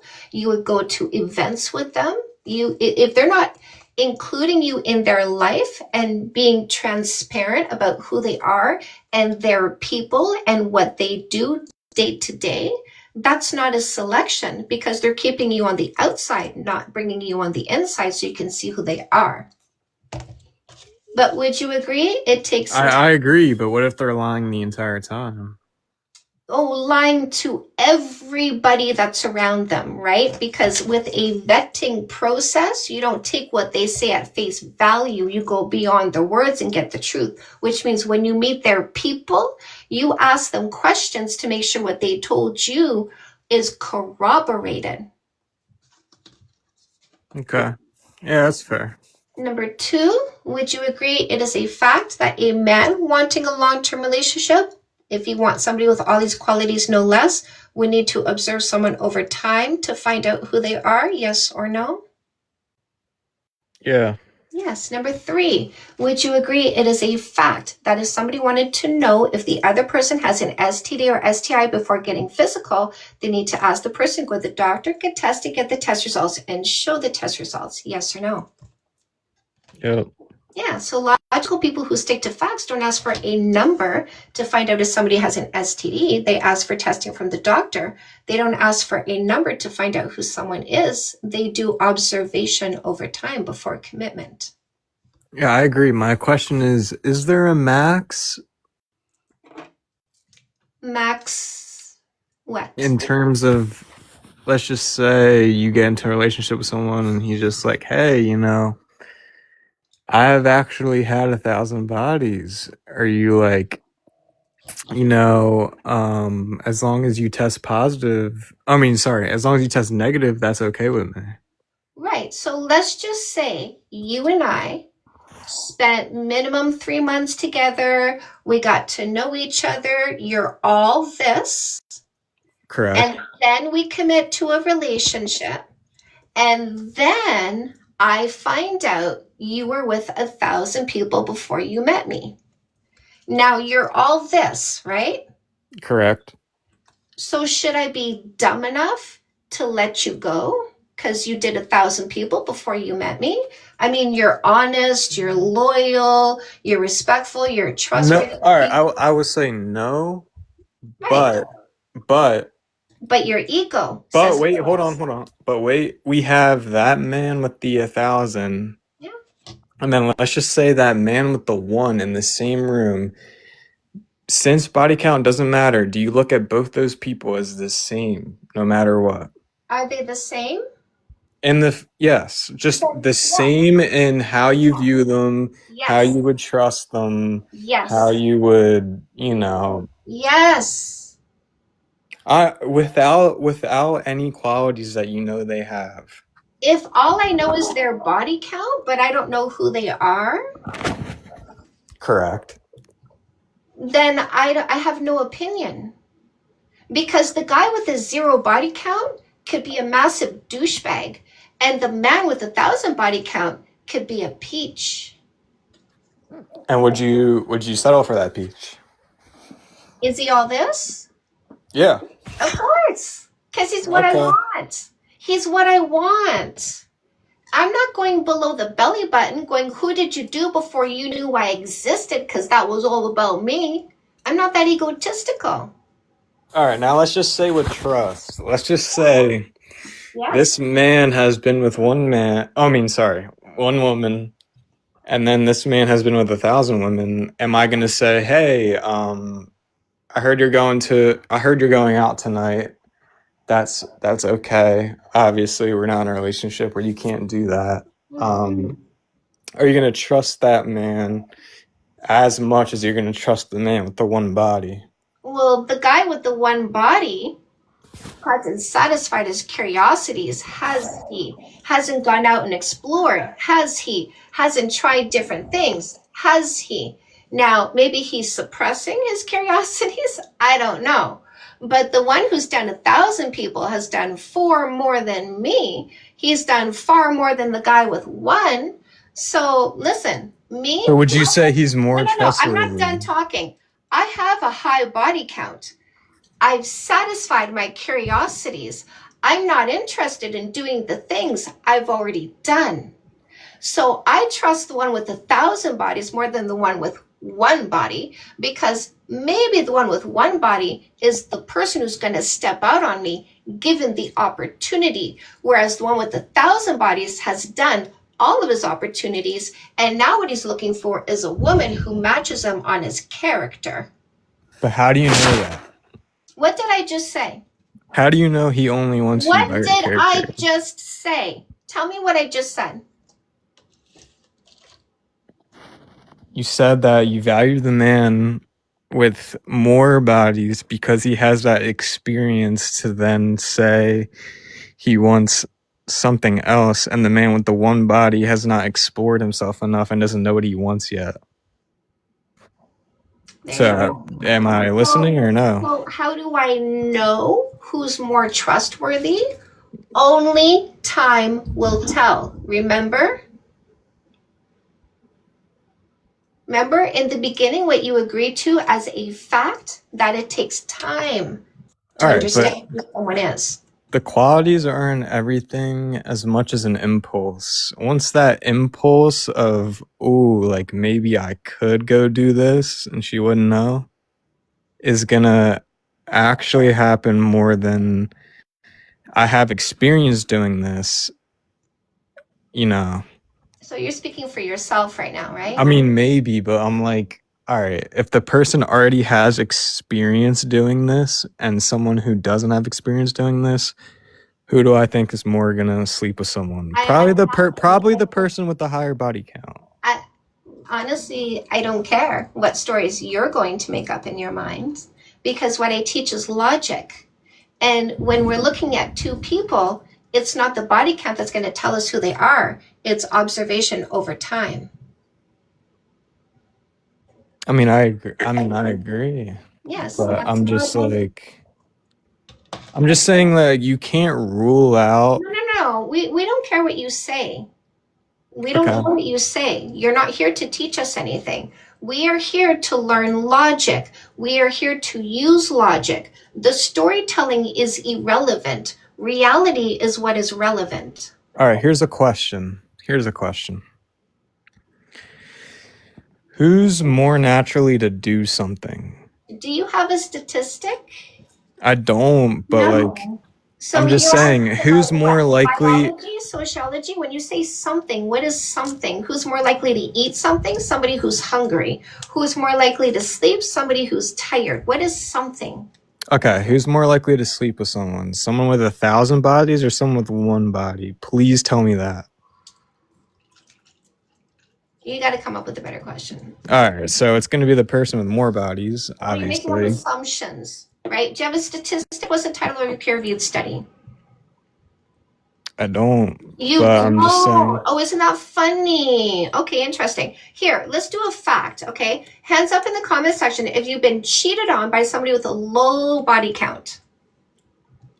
To be fair, they actually don't know if they know the correct body count, so. Exactly, because people who want to talk about body count can say anything. It's information Exactly. you can't corroborate. So the person who said they have a body count of 1 could have a body count of 1,000, and the person who said they have a body count of 1,000 could actually have a body count of 1. So it always comes down to observation over time, because the number is irrelevant, right? But I agree, Right? No, but I you just could. asked you a question. I said it comes down to observation over time, because the number they say is irrelevant. Is that right or is that wrong? That's right, but you can. Exactly. That's right, but you can still be wrong on the observation. They could still have a high or low body count based off the observation. That's just the qualities that Oh my someone god. has. The observation. Just because someone has a current amount of Dude, you're qualities. being an idiot. Do I need to let you Alright. go because you're being too dumb now? Because now you're really starting to bore me. because what you're doing is this, which is a circle, because you're not learning anything, because apparently what I'm saying doesn't go through into your brain because it's too close. You don't understand what I'm saying because you're not respecting women's body and autonomy and sexuality. It's all Okay. about the genitalia. We got to To- talk about the genitalia because the characteristics of the personality aren't as important as the genitalia. Yeah, but the genitalia. Yeah, but the genitalia. Do you have something deeper than genitalia in your mind, Dom? Yes or no? Yeah, I'm just saying that whatever someone has on that list does not matter to what I'm saying. Okay. Wonderful. Okay. Wonderful. Then don't observe anyone's character. You just ask them their body count, bro. Go for it. The goalpost moved so many times in that conversation. It was incredibly frustrating. First, he just said the qualities of the person don't matter, I first know. of all. And secondly, he acknowledged that the person could be lying about the body count. Dude, you just made the whole point yourself when it was convenient for you and then backtrack. What a dumbass. And this, ladies and gentlemen, is why we instantly block and delete anybody who asks you what your body count is, because there's no intelligence coming down the pipeline. There's no functionality. There's no respect.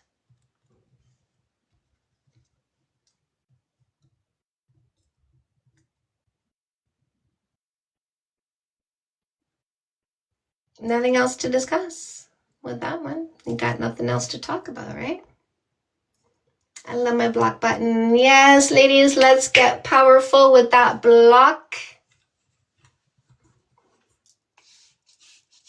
He was very boring because his questions were not questions. It was just a circle. It wasn't a question to learn and move forward. No. We're not advancing anything with that one. Not with that one. That one just goes in a circle. That's it. Sounded like he was 16 or something. As if I'm going to listen to you, bro. They always agree to your facts and then immediately backtrack and try to prove, like, try to disagree. Like, no, you just agreed that the best way to know who someone is to observe their behavior over time. But then you're saying that their qualities don't matter? What? I know. But I mean, don't they just keep proving the point that the males who say body count matters are not worth it? They're not smart enough. They're not respectful enough. They lack the intelligence. They lack critical thinking. They lack the ability to understand. It's not worth it. You're not going to have something good and healthy with somebody in that mindset.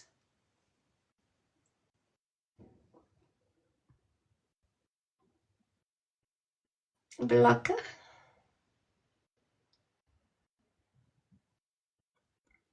Mr. Mike.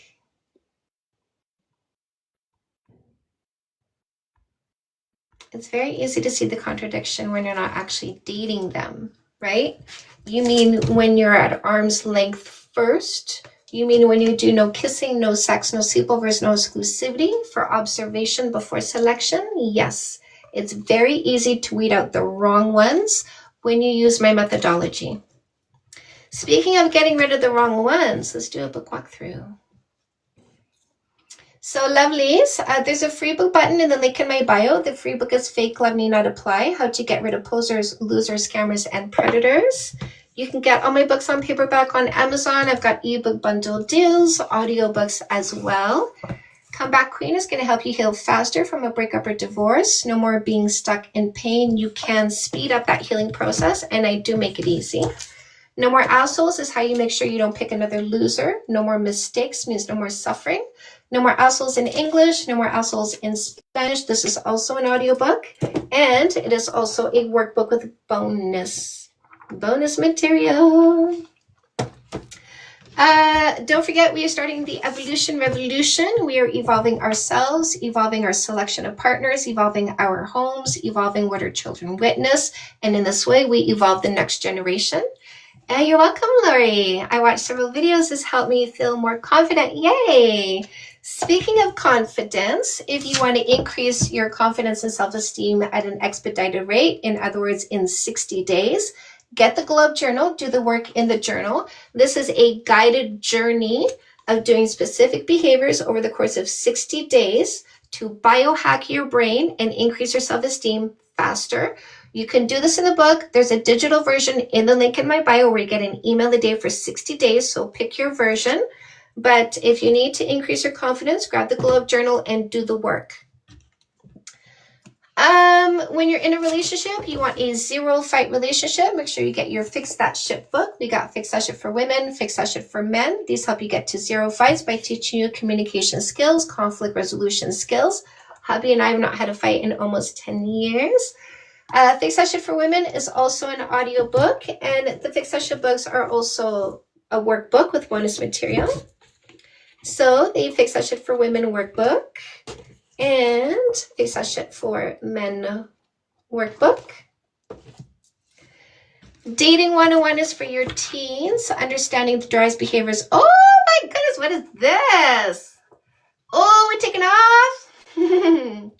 This is for your teens, understanding the drives behaviors and emotions we call love, how to recognize coercion, manipulation, how to deal with those people.